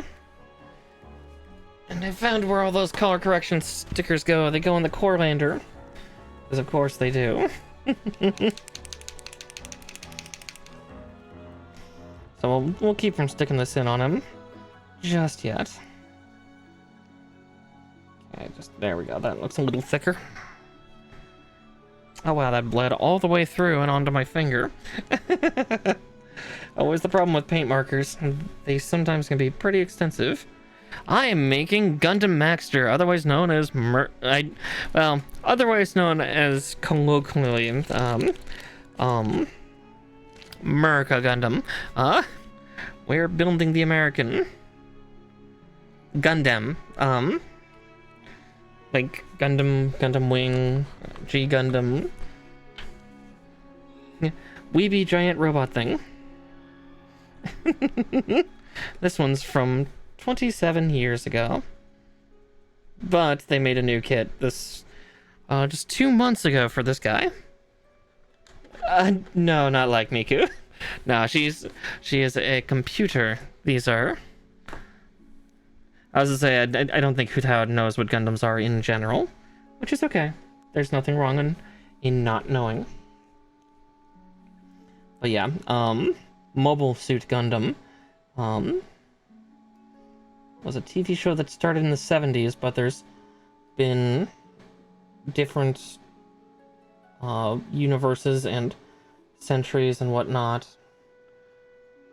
done since about 78, 79, 1978, 1979. And that is what I'm doing today, as I'm building one of the ones that appeared in 1997, and is known as G Gundam, or Gundam Fighters G Gundam, or Gundam Fighters G Gundam, which is kind of the black sheep of all the TV shows. Evangelion, oh god, that is a horrifying reference, but that kind of works.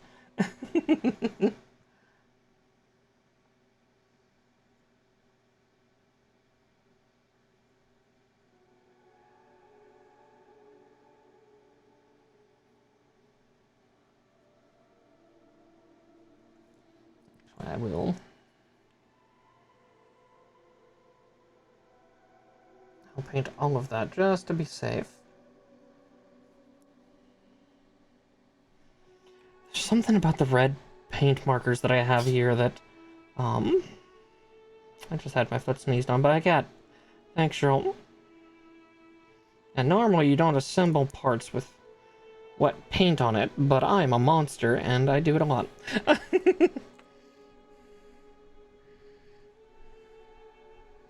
Ooh.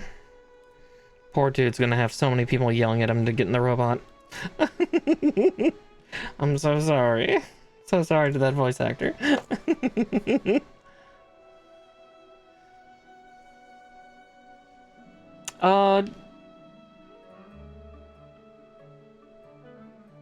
No, not quite. That is a Digimon. Gargamon is a Digimon. And Gundam is Gundam. Though it is very confusing because Gundam is short for a mixed word, which is gun and freedom, but it's using Japanese phonetics, so Gundam, because their A sound is closer to our O sound for freedom.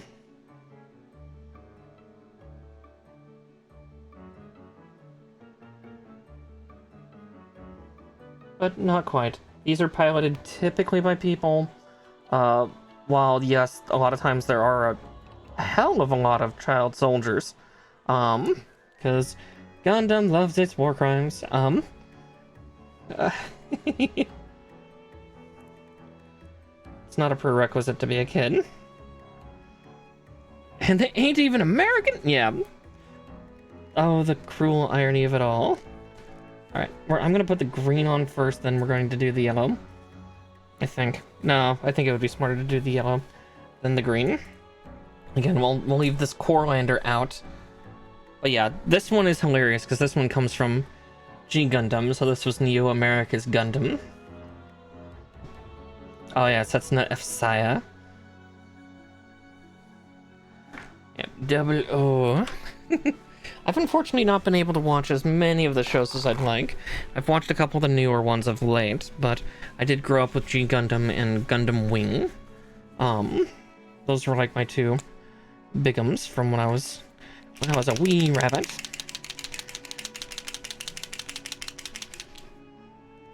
Yeah. Exactly. This is different. These are like big old robots that require pilots. Ooh, that is a lot of yellow paint. Holy cow. I don't need that much. Don't get me wrong, I need a little... There we go. Yellow paint's always oddly thick.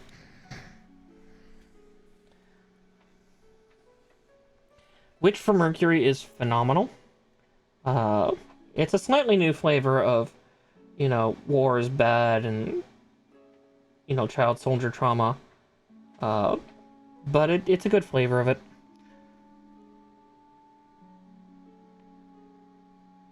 Oh, wow, my yellow paint marker is actually doing a lot better than it used to. Why the sudden change? Might be the fact that the paint's thicker now.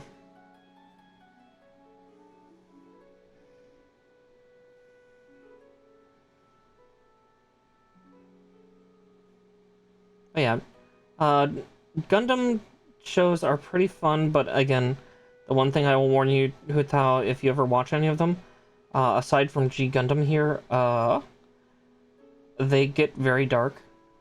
Very, very dark. Because again, they typically take place during wartime, in the series. So there's a lot of war-based allegory going on and, stuff like that. And that's always been the overarching message of Gundam series ever since the first one back in 1978 is war is bad and war is hell. So I'm gonna give him 50 stars. No, he's not that level of American. But yeah. So G Gundam was the weird one where it wasn't war. It was in the far-flung future where peace has come to everybody, but every 4 years they have a fighting tournament where the nation that wins is the one that gets to decide decisions for the Earth for the next 4 years, and this just happens to be Neo USA's Gundam Maxter. He's got a football helmet on his head, football shoulders, extra armor. His armor can pop off, and he then becomes a boxer. And then he keeps 2 magnum pistols on his hips.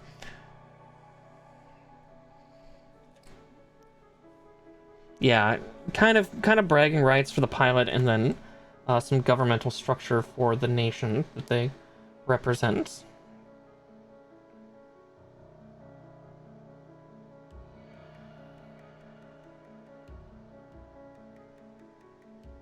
Unless you're the Russian Gundam pilot, then you just get your sentence reduced. Or cleared.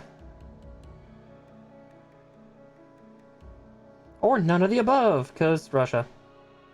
Even in the far future century, Russia's still a bit rough.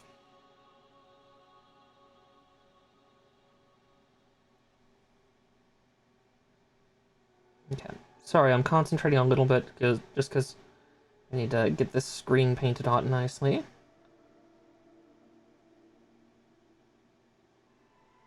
There we go. Mostly clean. Mostly.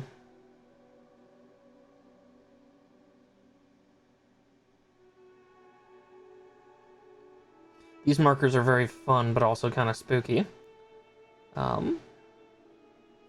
because they're acrylic paint.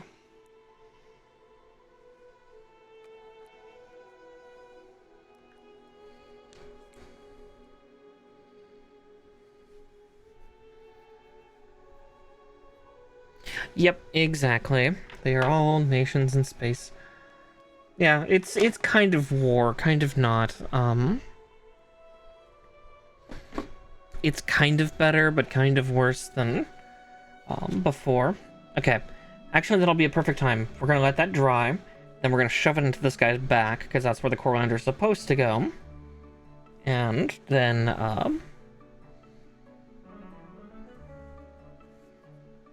but we get to build the stand a bit first. And his armaments. Oh yeah, no, so that's the pilot's cockpit, and it goes into the back of this thing. So, Gundams are typically about 50 feet tall, roughly. I think these ones are closer to about 13, 14 meters, about 45 feet, in height, roughly. They are not small machines. They're big old war machines, which in the universal century of Gundam, that is an alternate timeline to this one, yeah, they are the current common war machine because they can do a bunch of shit. With the very first mobile suit being the Zaku. And the Zaku was originally a construction unit, instead of a war machine, but then they outfitted it with large guns and all that. Well, there are technically 4 currently. One of them is actually in the process of being torn down. RX-78-2 just was retired in, I just forgot the area because it's not Odaiba. But there's 4 big ones, and the original RX-78-2, or Grandpa Gundam as I like to call it, but Gundam, it was able to walk forward, walk back, raise its arms, but like not be able to be a full functioning Gundam. Right, it was in Yokohama because yeah, that land was rented, leased, and unfortunately, yeah, that was actually retired this weekend, so they're dismantling him. But Unicorn is in Odaiba because that's where one version of Gundam used to be, but now it's Unicorn. And then yeah, there's one. Oh, I'm trying to remember where's the other one in Japan, because the 4th one is a Strike Gundam in China. Of all places, in a town in China. But yeah. Let's see. I need ACP5.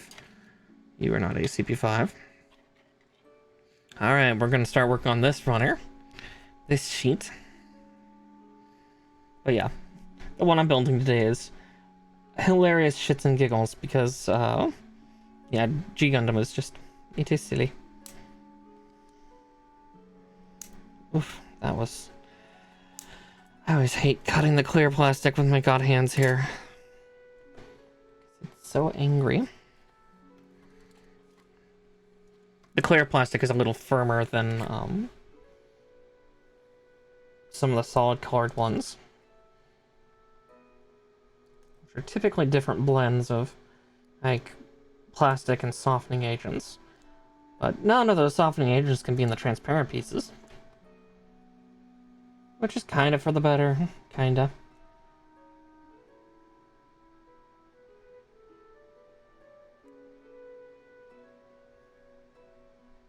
Sorry, I'm also... There are 4 real ones, but they're not actually functioning genuine Gundams. They're statues, quintessentially. Like, giant animatronics. Don't think Freddy Fazbear. Don't think Freddy Fazbear. They are not capable of that level of mobility. The RX-78-2 one, you can actually look up videos of it. It could do stuff, but then there's a giant armature coming out of the back of it to move it around. Let's see, 17 and 18. But no, Gundams in the Gundam universe, like the real ones, are like in the shows, I guess I should say, in their universe, are very fast. They are supposed to be very high mobile, or high mobility. But no, there are not genuine functioning ones, unfortunately. Probably for the better. Oh.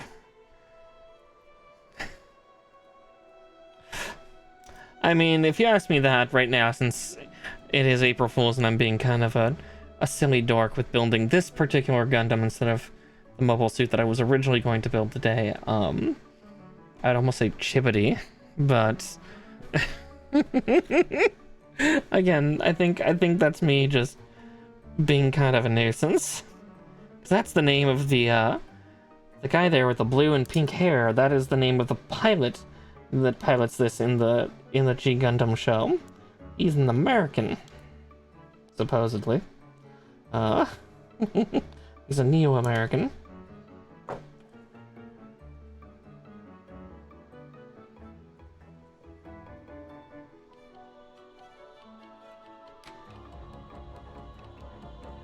Yeah, Chibbity Crockett. Again, I'm in a bit of a mischievous mood. Mischief my work.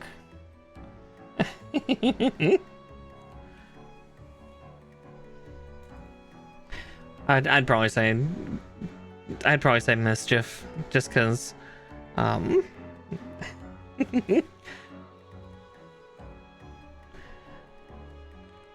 next male cat, maybe I'll name Chibbity or something like that, or Domon. And Klaus. Yeah, see, Klaus is a good name. Ah, yes. While we're at it, we're gonna just continue snipping.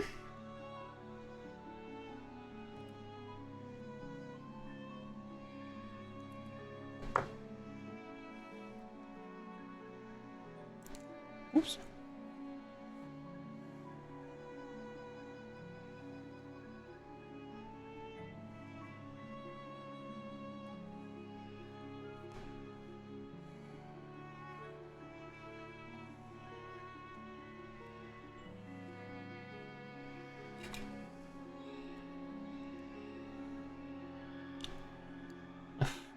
Go like that.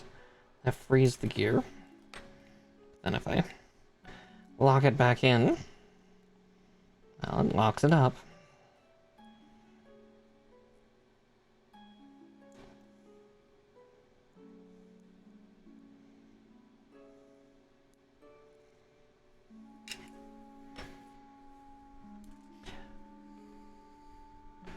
But yeah, yeah, Klaus I think is a good name.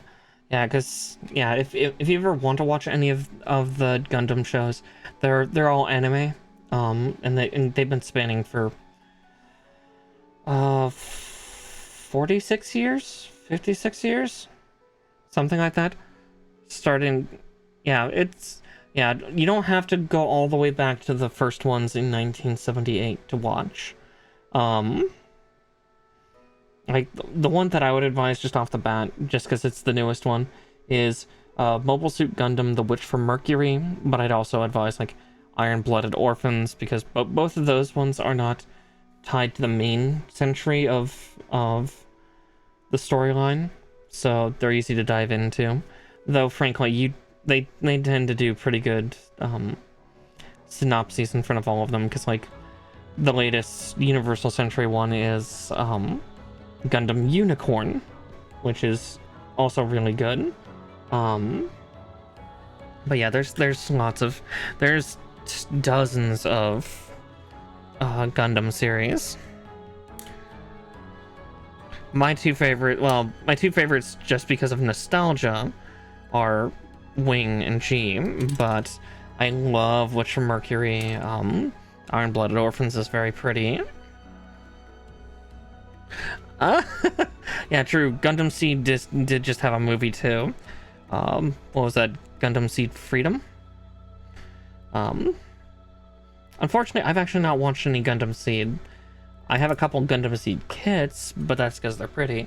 But no, it's not like Friendship is Magic. Again, it's Gundam.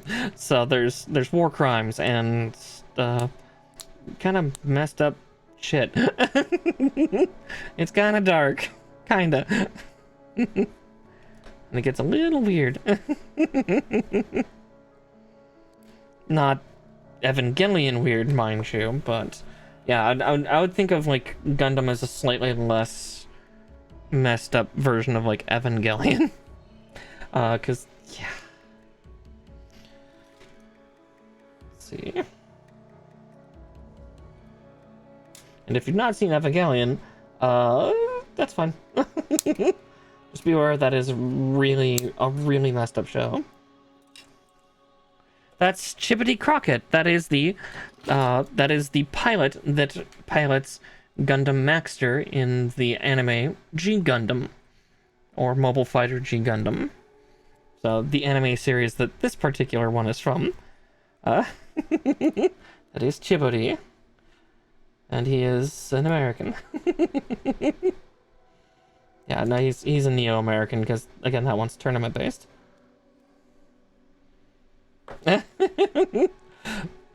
Kinda what? Hot? It's okay, many of us have been thirsting over it. If Terazuzu's still here. He's kinda hot, he's kind of a sleazebag. He's kind of a lot of things. We love him, we hate him, we love him, I don't know.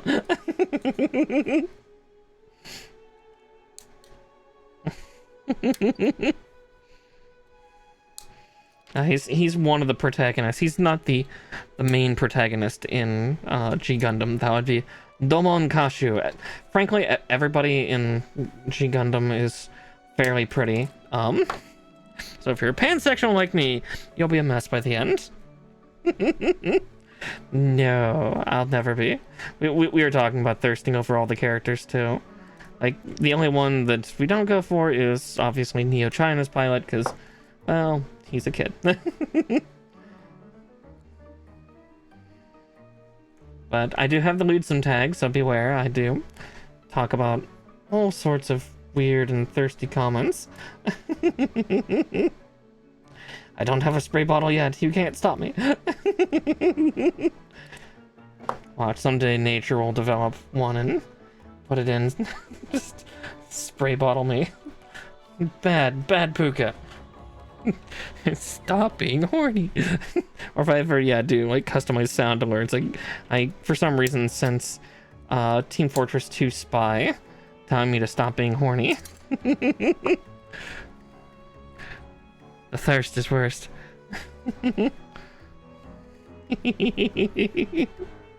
Listen, I'm just a mess of a rabbit. It's fine. It's been a while. Don't worry, I'm not going full slash fic over here.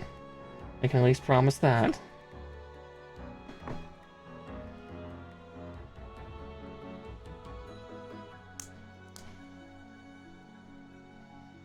Okay.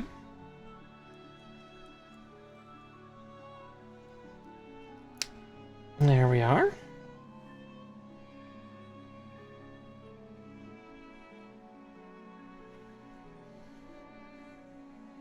Let's see.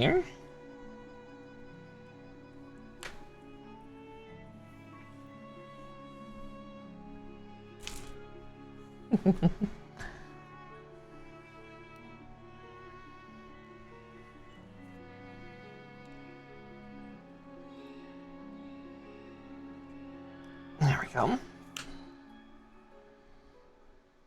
Sorry, I'm using my file since I have fairly nice nails right now. I don't want to ruin my nails.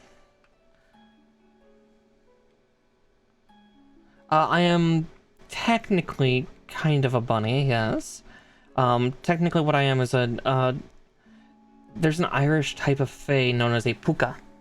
And puka are shape changers. We are changelings of a sort, but we tend to take on sometimes the form of woodland creatures, of animals. But we never quite do it right. Not quite a mutant, no.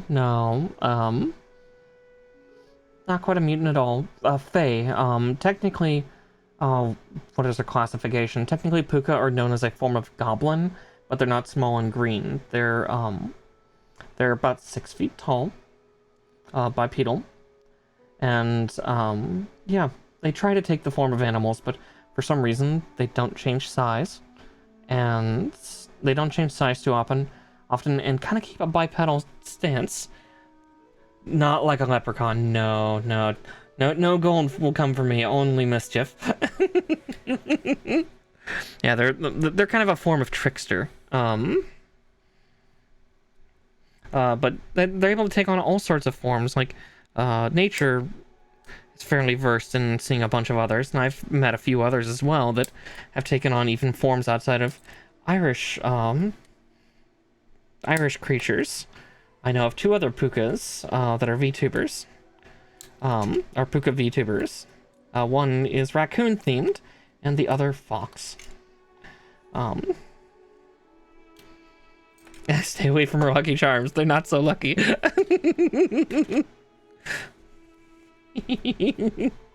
No little pots of gold to be found from me. Yeah, thankfully, puka are not terribly malevolent. We do not tend to hurt or kill people, or at least seriously do so. And magically delicious. Well, that's something for people to find out. Yeah, like, I'm not as bad as kelpies. If you know what a kelpie is, that's another type of Irish demon, a fairy that is kind of what people would consider evil or demonic, just because that one just likes to kill people. Okay. Yeah. Well then, yeah. Yes, the kelpie is the one that drowns you. It is a horse that is immaculately beautiful, but the moment you touch it, your hand adheres to its skin as it starts to walk into the water, going deeper and deeper. You can't seem to escape because your hand is fused with its body, and then it drowns you. Yeah, it's like a fish horse. Yeah, especially if you've played Final Fantasy XIV, there is a version of the kelpie. I believe that is the sunken city of Scala in Stormblood. And yeah, that is kind of a fishy horse. Like in My Little Pony. Everything comes back to it. Alright, I think I'm gonna go with this one. Actually, I'm gonna... Let's see, can I free that without doing damage? There we go. Oh yeah, there's also, yeah, the Shadowbringer's A rank. A rank creature. I just also knew it because I used to farm Drowning City of Scala all the time because I was looking for a couple pieces of gear that only drop from that dungeon.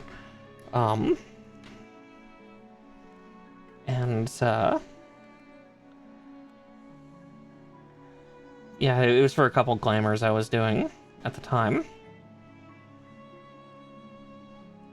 Yeah, the King of Demons, Beador, yeah, right at the very end. They've changed up how that dungeon works, which is, I find to be awful nice of them. Okay.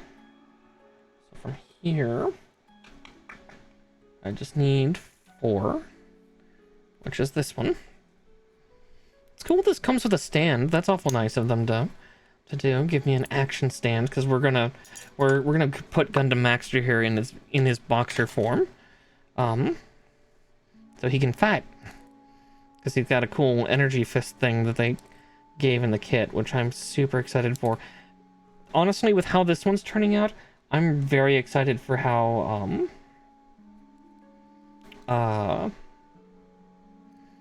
Gundam Rose is going to turn out when that comes out in October. Yep. The seas will boil and the skies will burn.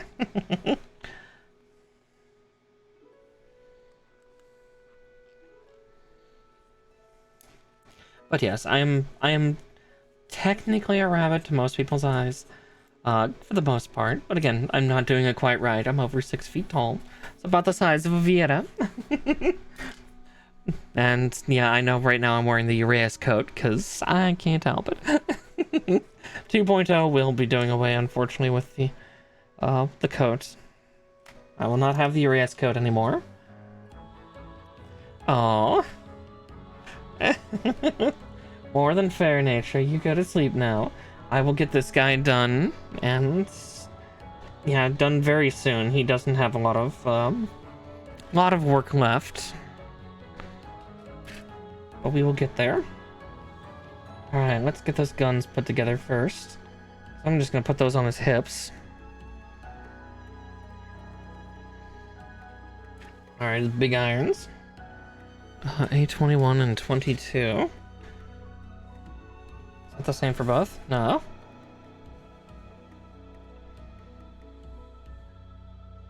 Let's see how these stick onto his hips. Oh, there's a peg, okay.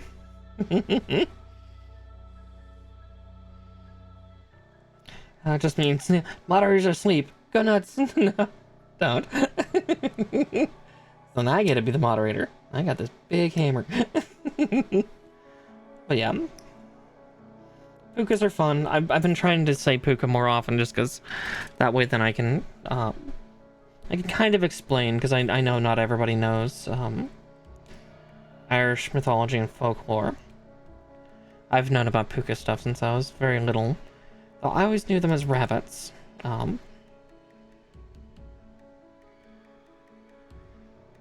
Or I always knew them as trying to impersonate rabbits, but I think that's from the culture stuff that I watched as a kid. And how my dad would always say that it was a puka. But yeah, I've since learned that us pukas can be any woodland creature. Goats, foxes. Typically, most of the time, we're considered, like, you know, native Irish animals.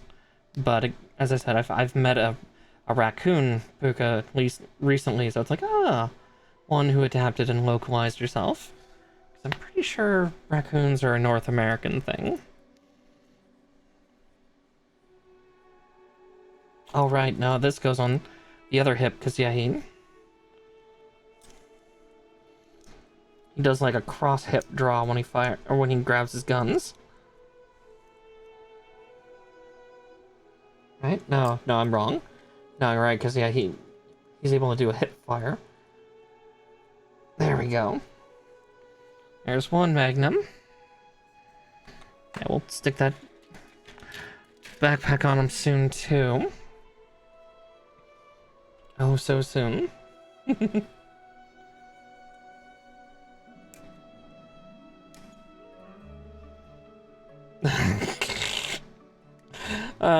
Nature's also been mispronouncing Chibbity all night, because I mispronounced his name to begin with. I said Chibbity Cricket, because I kept forgetting it's Crockett, not Cricket.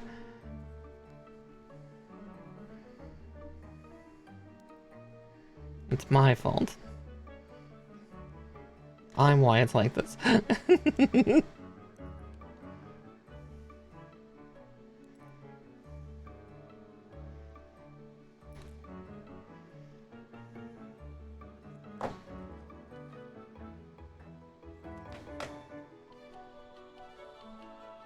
Exactly, I think, yeah, somewhere in my subconscious, I'm like, yeah. Yeah, there's also just a North American historical figure known as Davy Crockett, which is where Chibbity's last name is actually coming from. Because he's supposed to be like some long descendant of Davy Crockett.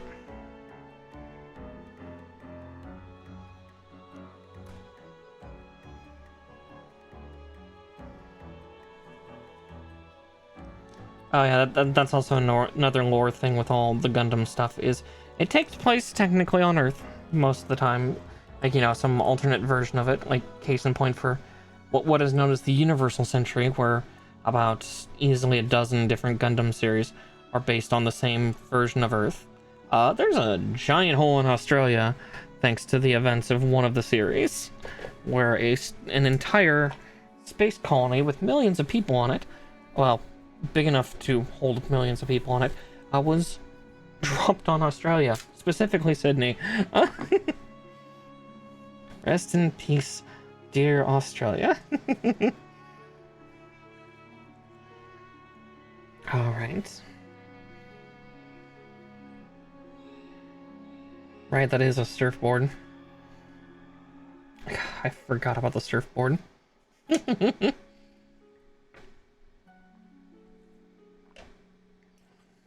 Yep. And so the map for the world, for like the world symbol and everything like that in future series, there's a hole that's taken out about a quarter of the continent of Australia. Right over Sydney. Yeah. Poor Australia. Alright, E214. Oh, we finally get to get this this sheet done away with.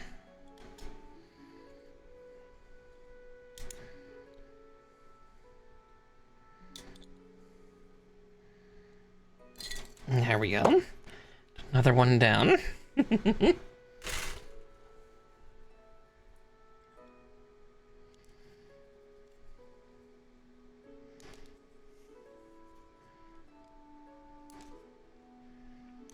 Oh, Gundam Maxter, you're so silly.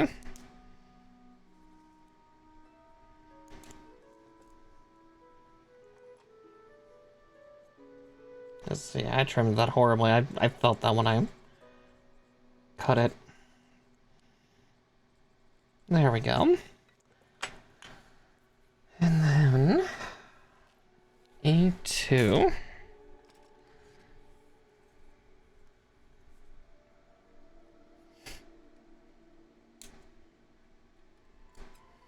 But we're not going to use the surfboard. I'm going to probably stick that back in the box when I'm done, because we're actually going to have him do his cool transformation mode and special attack. But we'll build the surfboard regardless, because reasons. Let's see.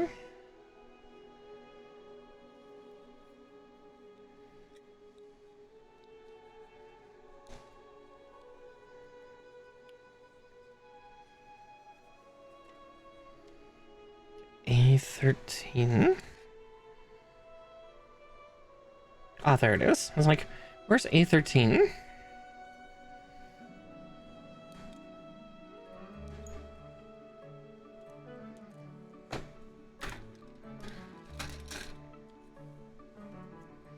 But yeah, there's... I won't go into too much detail for like the storylines for Gundam, because it's a lot. it's a lot to deal with, and I don't remember it all perfectly. But yeah, it's a fun series. Again, I typically advise, you know, go for the ones that you think are the prettiest. And go from there. Again, I'm really fond of, like, yeah, Iron-Blooded Orphans and the Witch from Mercury's designs, because they've gone away from a slightly more blocky build and gone for something a little more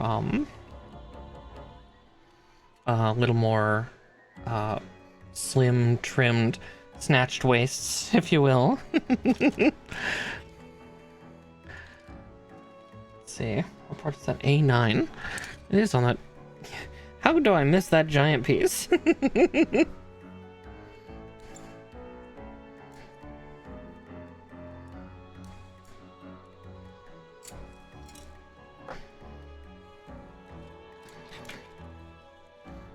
And also, like, as I think, was that Vagabond? I think Vagabond and I were talking about that earlier, like, or somebody here and I were talking about, like, yeah, the sound design for Iron-Blooded Orphans and for Witch from Mercury are absolutely wonderful.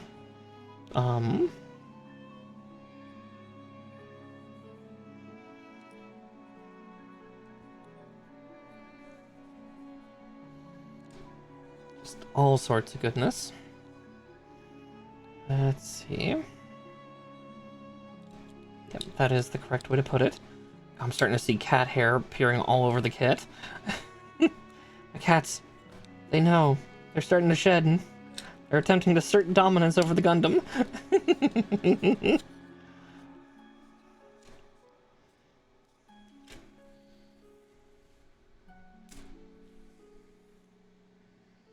Okay, D1. That's the last piece for this sheet, too. Yep, we're starting to just clear out every sheet. Good, good.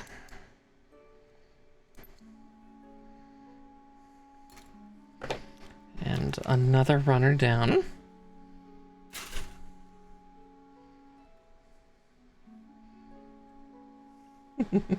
Oh, actually, I can turn on cat cam.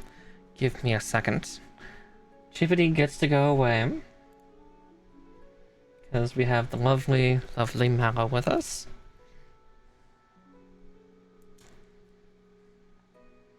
My little princess has finally decided to roost for a little while.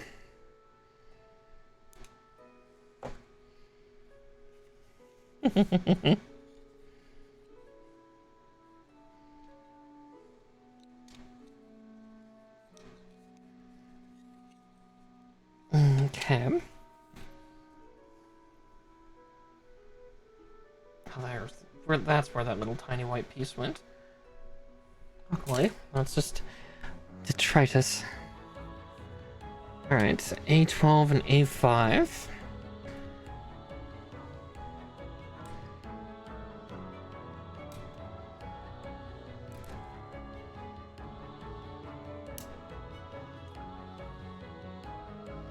Oh, that sheet's almost done too.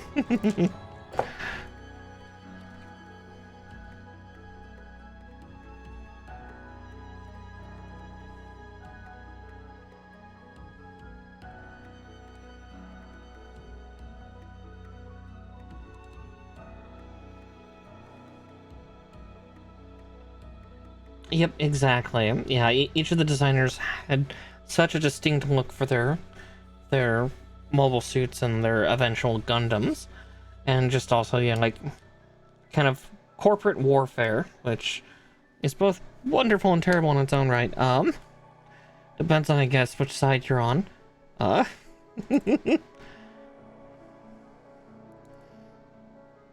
like I actually just ordered. I ordered so many kits today, because I couldn't find them at the convention. I saw one Gundam Calibarn. I saw it for a minute, and I was like, I'm gonna go have lunch, and then I'm coming right back to buy this. Yeah, that was a mistake, because by the time I finished lunch an hour later, it was gone. Yes, the grunt units in Witch from Mercury are absolutely divine. I mean, just overall, the huge variance in design for Witch from Mercury is just phenomenal. They really went to town with it. Here, we're gonna cut these out, despite the fact we're not going to put him on the surfboard. I'm gonna just at least have his little boots ready. His little hookins.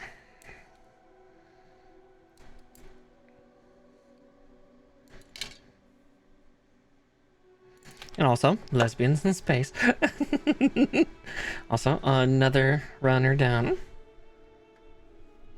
Well, I myself am not a lesbian. I'm pansexual. I am a horny mess that likes guys, gals, and non-binary pals. I ain't picky, terribly. Let's see. These just hook into any of these. Cool.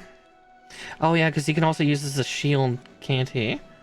Right, this is not just a surfboard, it's also a shield. No, Mallow is a little sleepy.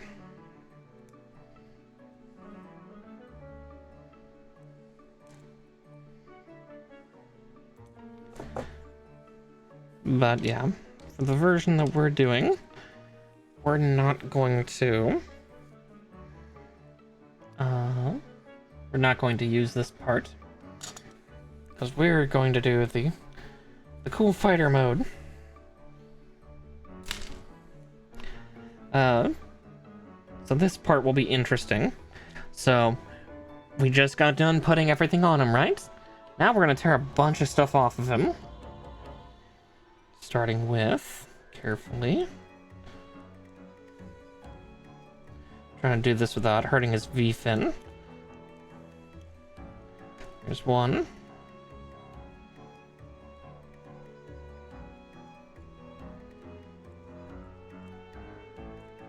And two.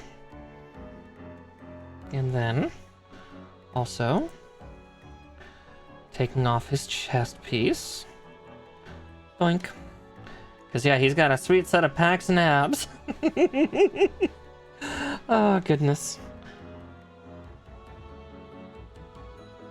So, with that said, I'm also going to swap his hands out for fists.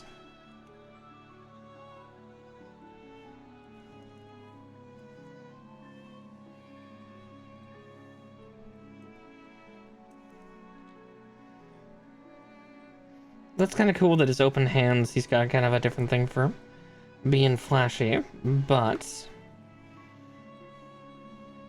Okay.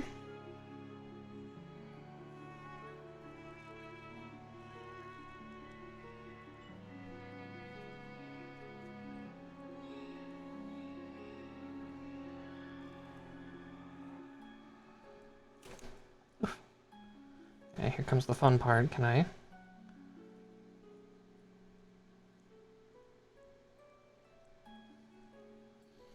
I safely get these pulled out?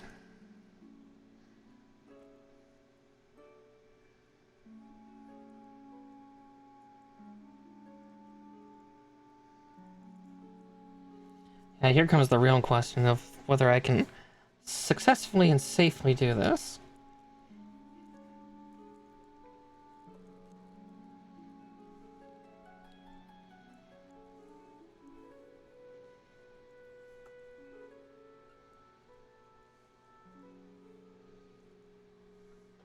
See what I need to do. It's just hard to do with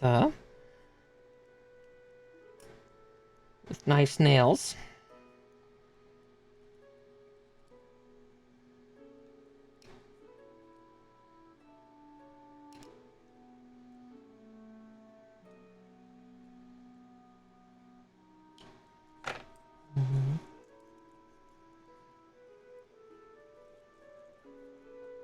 Oh, wow. Yeah, this is going to take me a little bit just to try to force them up and out. Almost tempted just to tear the arm off in its entirety to fix this. Or, if I fix, I mean... safely tug this part out.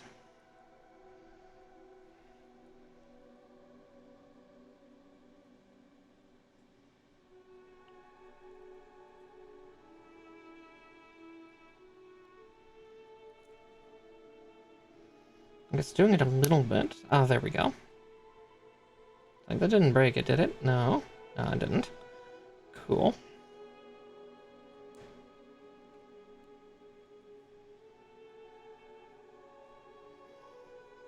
At least that's what I'm telling myself.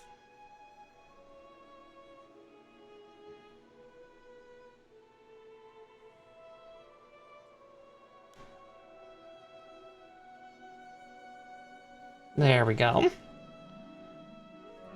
So yeah, it needs to go like that, over the top of it. It's just trying to convince it to do it is apparently the challenge of the century. Part of the problem is, I think it's due to the fact of how I need to grasp the joint. It just makes it harder.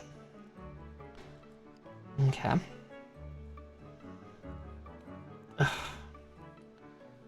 Here, I'm just gonna make him go over there so I don't accidentally damage something on him. There we go. God, that feels so wrong to do. But then, cover it over like that. I'm gonna probably also disengage his pistols, because where he's going, he don't need them.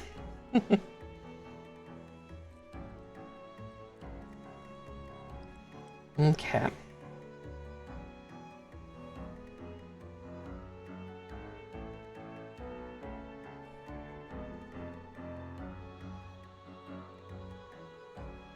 Because normally they'd go into a full boxing glove over the hand, but yeah, because basically these shoulders can fly off and then they attach over the hand, and apparently they do that without going to these blue knuckle dusters, But we're gonna do the full, like, exploded armor fight mode. So this is what's gonna take the remainder of our time tonight. Is we're gonna put this guy in the coolest mode possible. He's got this cool energy thing. We do have a runner cleared away. It only held one piece, but that one piece is incredibly important. I also forget that he's left-handed. Maybe I should pay more attention to Chibity. Oh, speaking of, Mao has disappeared, so Chibity returns. If I don't get to look at cats, give me something to look at. Something good to look at.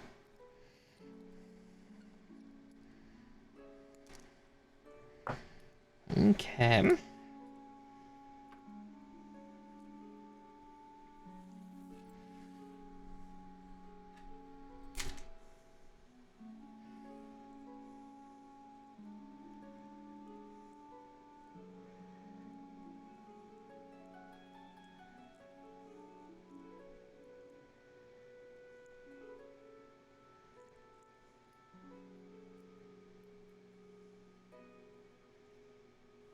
So let's see, how does this connect on the hand? Okay.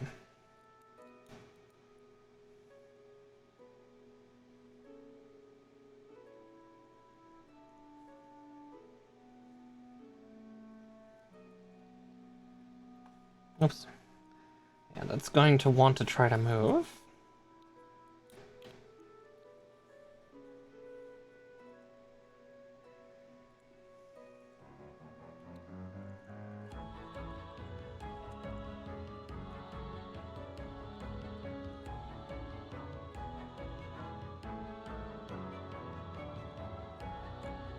Aha, I see.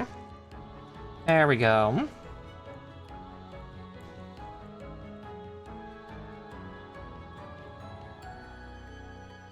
Because we're gonna try to do similar to what they are doing here in the photo.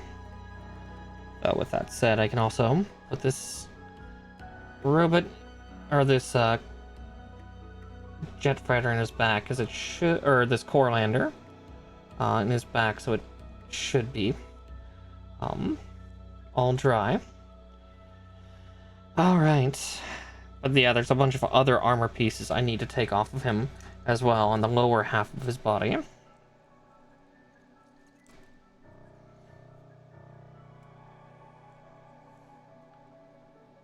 Though exactly how I do that is going to be the real question.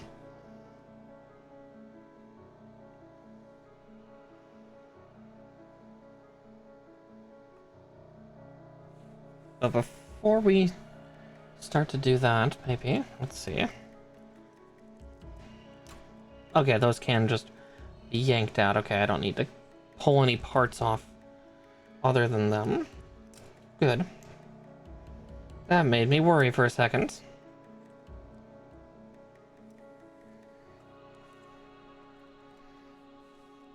But we're also going to start doing these steps.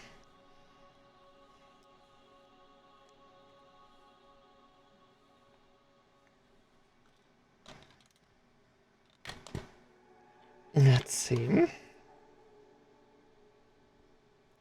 F2. F2, 3, huh?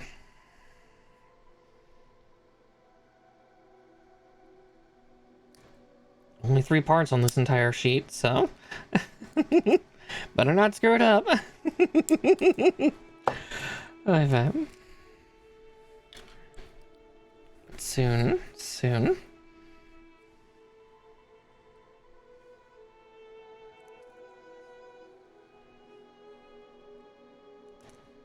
And 3. Okay.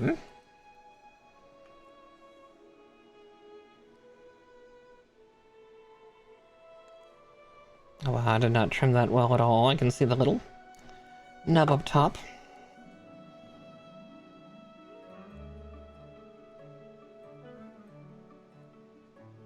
I see, I think.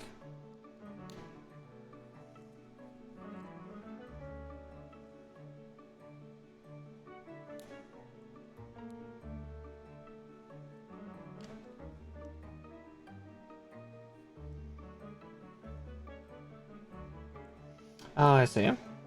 No, it's not supposed to be what I...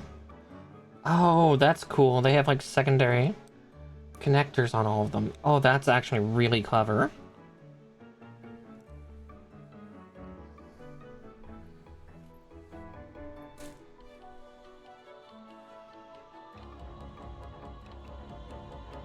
Okay. Now, let's do number 2.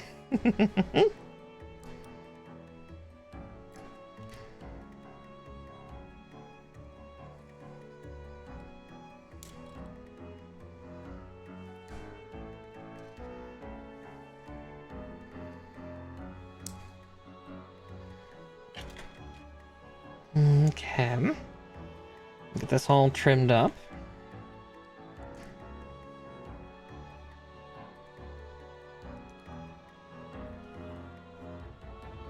I did not trim that well at all. I'm definitely starting to get a little sloppy, but again, we're getting closer to the 5-hour mark.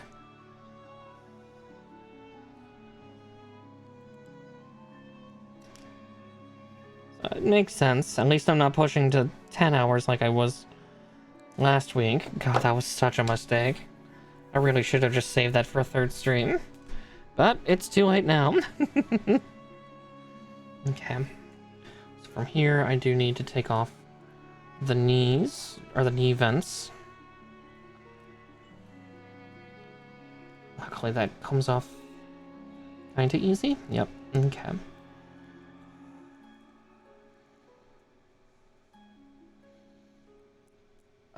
There we are. 'Cause yeah, when you're a boxer, you don't want extra weight on, don't you? Well, depends, I guess, on the type of boxer you are.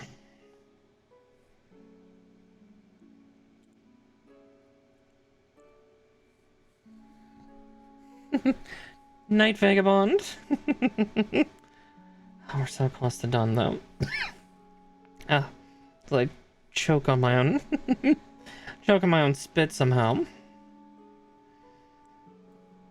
Okay, there's the knee armor, but I also need the ankle armor removed. Let's see, where's my part separator? Yeah, I think I need to part separate that off the back of the legs. Okay. Wow, that was actually really easy.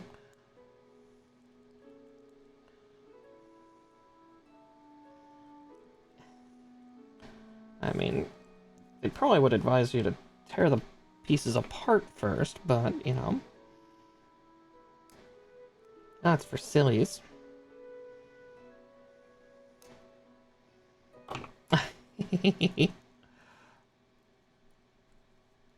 Okay.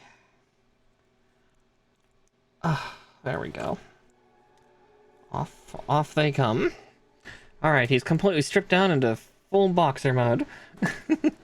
He's in his boxers. Wait.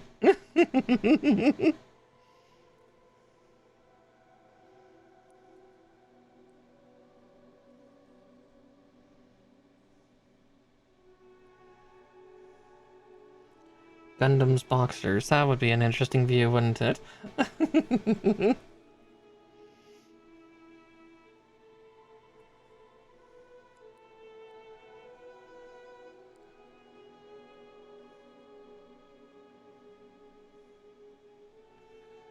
Okay.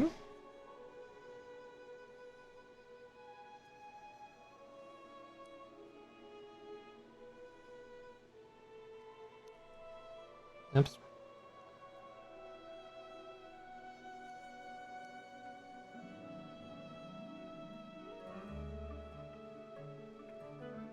There we go. Yeah, because technically these could act like boxing gloves, because it goes like that and wraps over the hand, but due to the fact that we're doing the secondary knuckle duster style for the photo, we're gonna do that. And now we just need to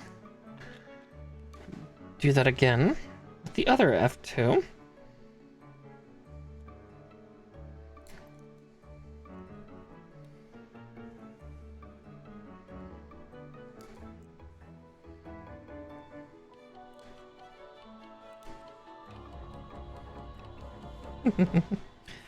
And with that, we have another runner down.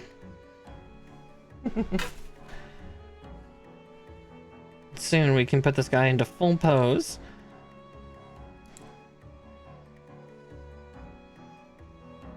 Maybe sometime I'll switch him around and, you know, keep him in a fully dressed form. Maybe. We'll see. Now there's the real question. So what are those?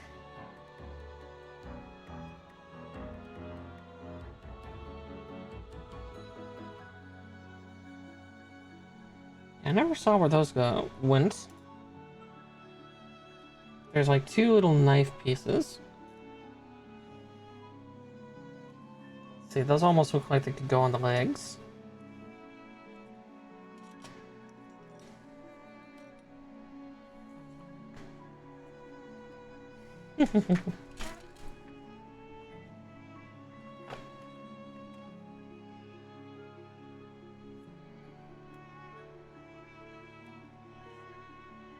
Sorry, I'm just double checking something super quick. Oh, yeah, I did miss those. They're supposed to go on this little guy. On the backpack.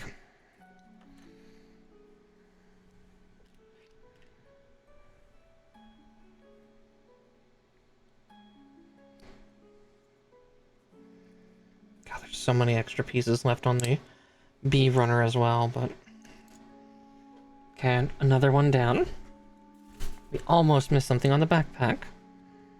I will take that on my blame.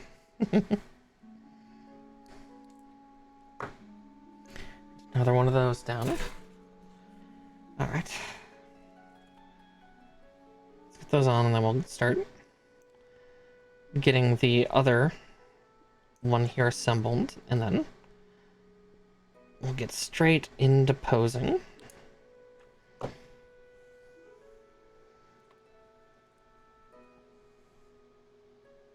Jeez. Except I see that horrible nub I left at the top. There we go. Also, yeah, this guy is so small. I've definitely been spoiled by the master grade kits right now. They're a bigger scale than this.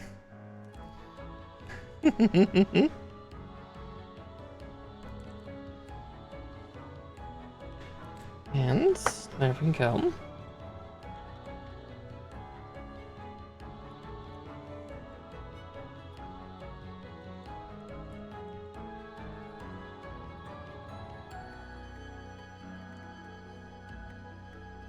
There we go. Oh.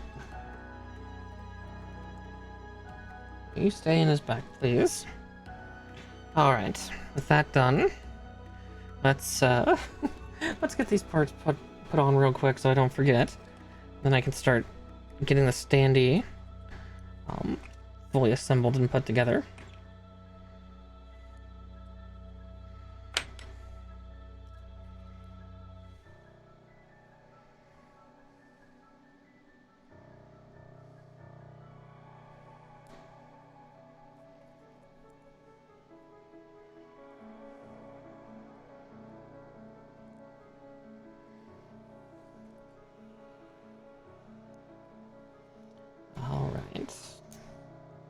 There we go.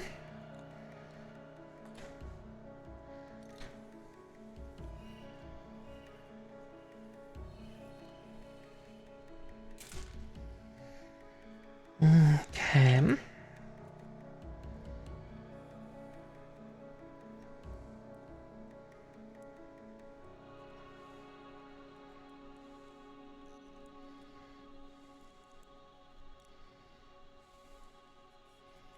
Alright, let's first also... Oh. Need 13 from here. It's like, yeah, that peg is far too big to shove up poor Maxter's booty. Poor Gundam Maxter. Here I am trying to put something that just won't fit.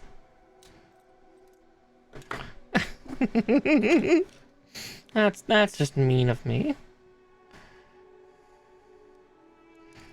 least use lube. Alright, there we go. Now he'll be more amenable to what I'm doing to him.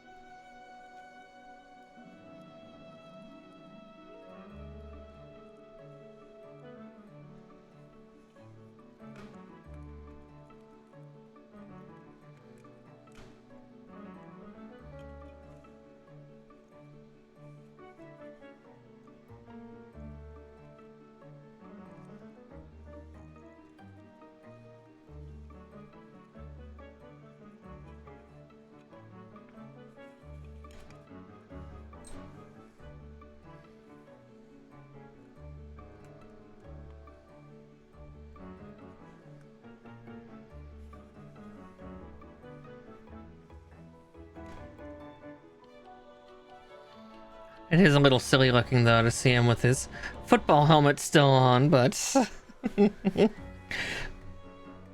not his armor.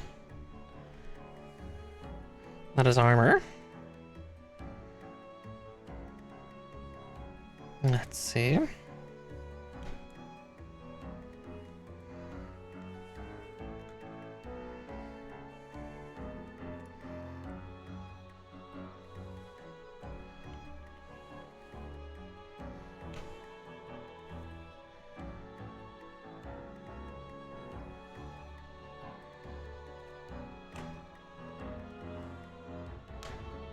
Okay.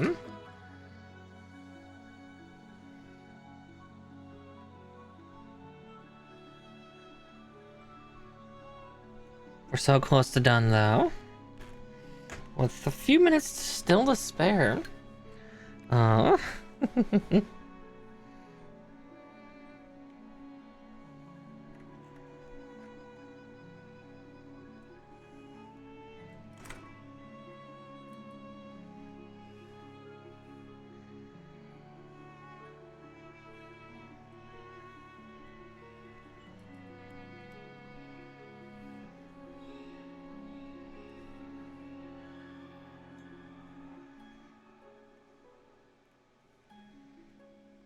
God, that is awful difficult to turn once you get it in.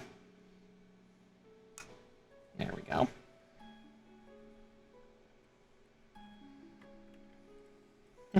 Who knew? Once you get a peg in, it's hard to twist it, huh? There we go. And then, I think I'm just gonna do one last thing. Just need my glass file for it, because my little nails.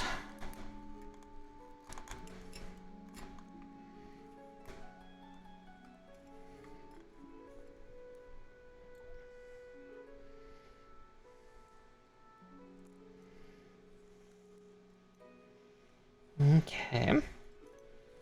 Just lock them into place. Like that.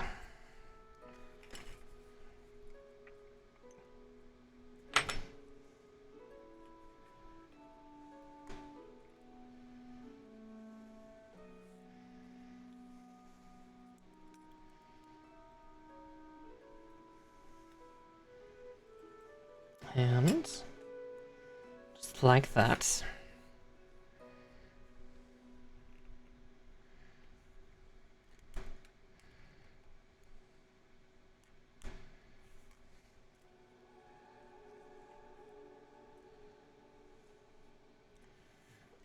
I think it's stable enough that I can lift him. Luckily, that is the one perk to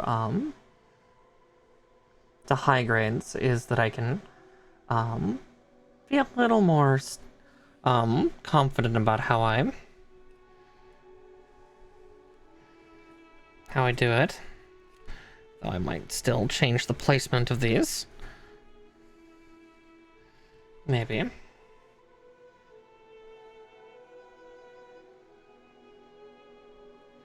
Yeah, I think I'm going to change them to the placement of my choosing. I just gotta be extra careful. But that'll be the last few minutes here. Is just oh. Whoop. You know, that shouldn't surprise me too much. That particular vibration was enough to dislodge 2 of the pieces.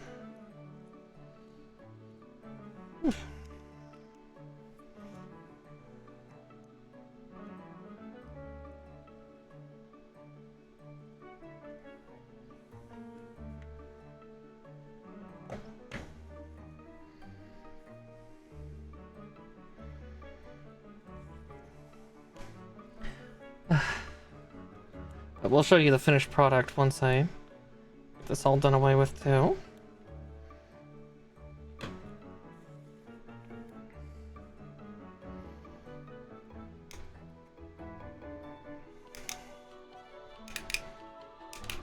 Oop. Yep, there's a part coming off.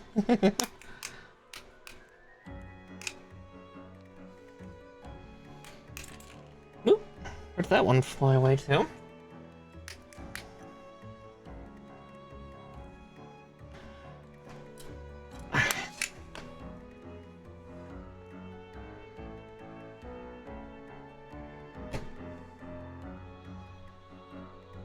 I gotta find where that piece flew away to.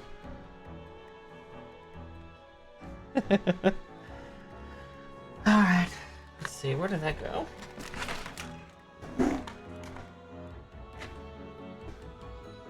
Ah, there it is. Whoops. That piece got a little energetic and a little excited.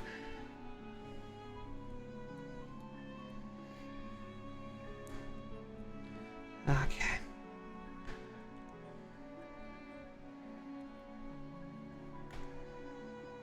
There we go. There's the true finished product of all of this.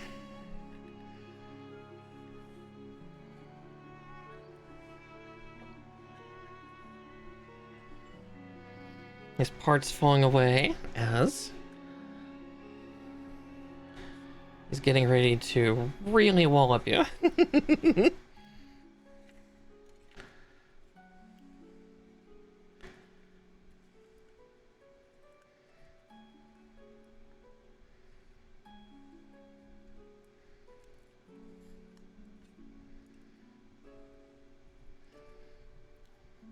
Just always final touching the legs or something.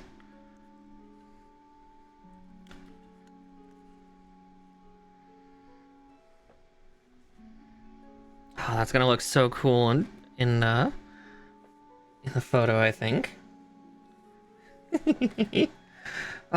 But so good. But with that said, I do think that is where we're going to end it.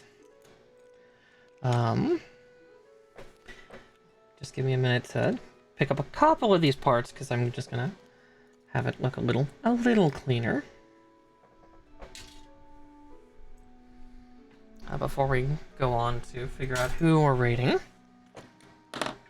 But yeah, this is a fun little kind of pseudo April Fool's Day kit to go with, because yeah, normally I'd be going with one of my more complex ones for now because I kind of had a schedule, but I thought playing a little bit of an April Fool's joke would be kind of fun, doing the MURICA Gundam that is our wonderful Gundam Maxter here. Oh yeah, he's super fun. Let's see, can that twist and work now? Cool though. No, this is a surprisingly quality one despite it being of a lower grade type.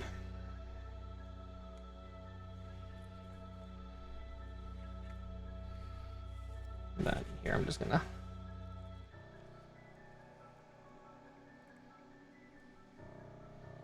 okay.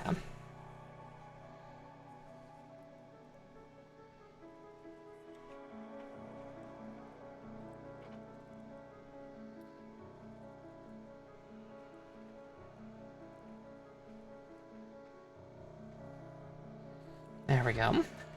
I can't help but keep twisting the legs and trying to make them just right. But yes, thank you all so much for joining me tonight. Let's see who's in the Gunpla section. If not Gunpla, I think I might know who I might go for. Alright, that was part of the reason I wanted to do that. Was to get this bookshelf out of the way, because then I can actually see.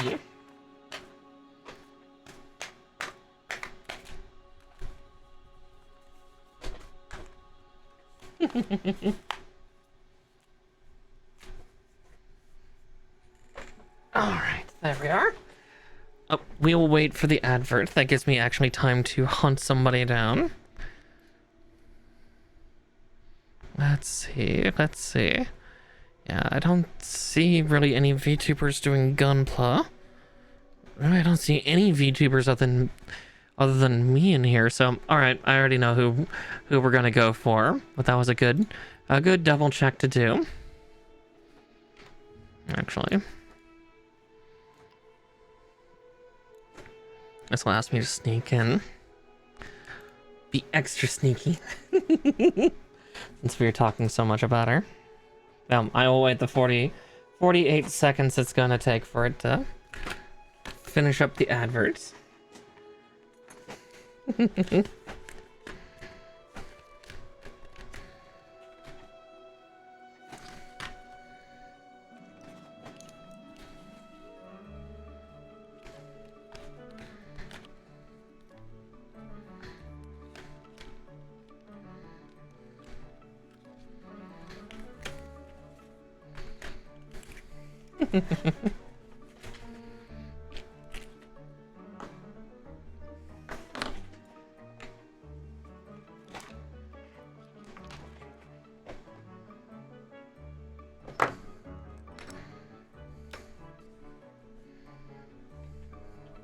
There we go. Alright, I think I know who I'm going to send you all off to. I think, she's not doing any type of building, unfortunately, but I didn't see anybody else that was doing makers and crafting type stuff of what I was doing here, so I'm going to send you over to, a friend of mine, Beatrix. She's doing some Elden Ring, and I think she's doing crowd control, so be kind, don't steal her kills. But definitely enjoy her content. She's absolutely wonderful, and also as another Fey creature, I like her quite a bit. So, let's get you ready for there.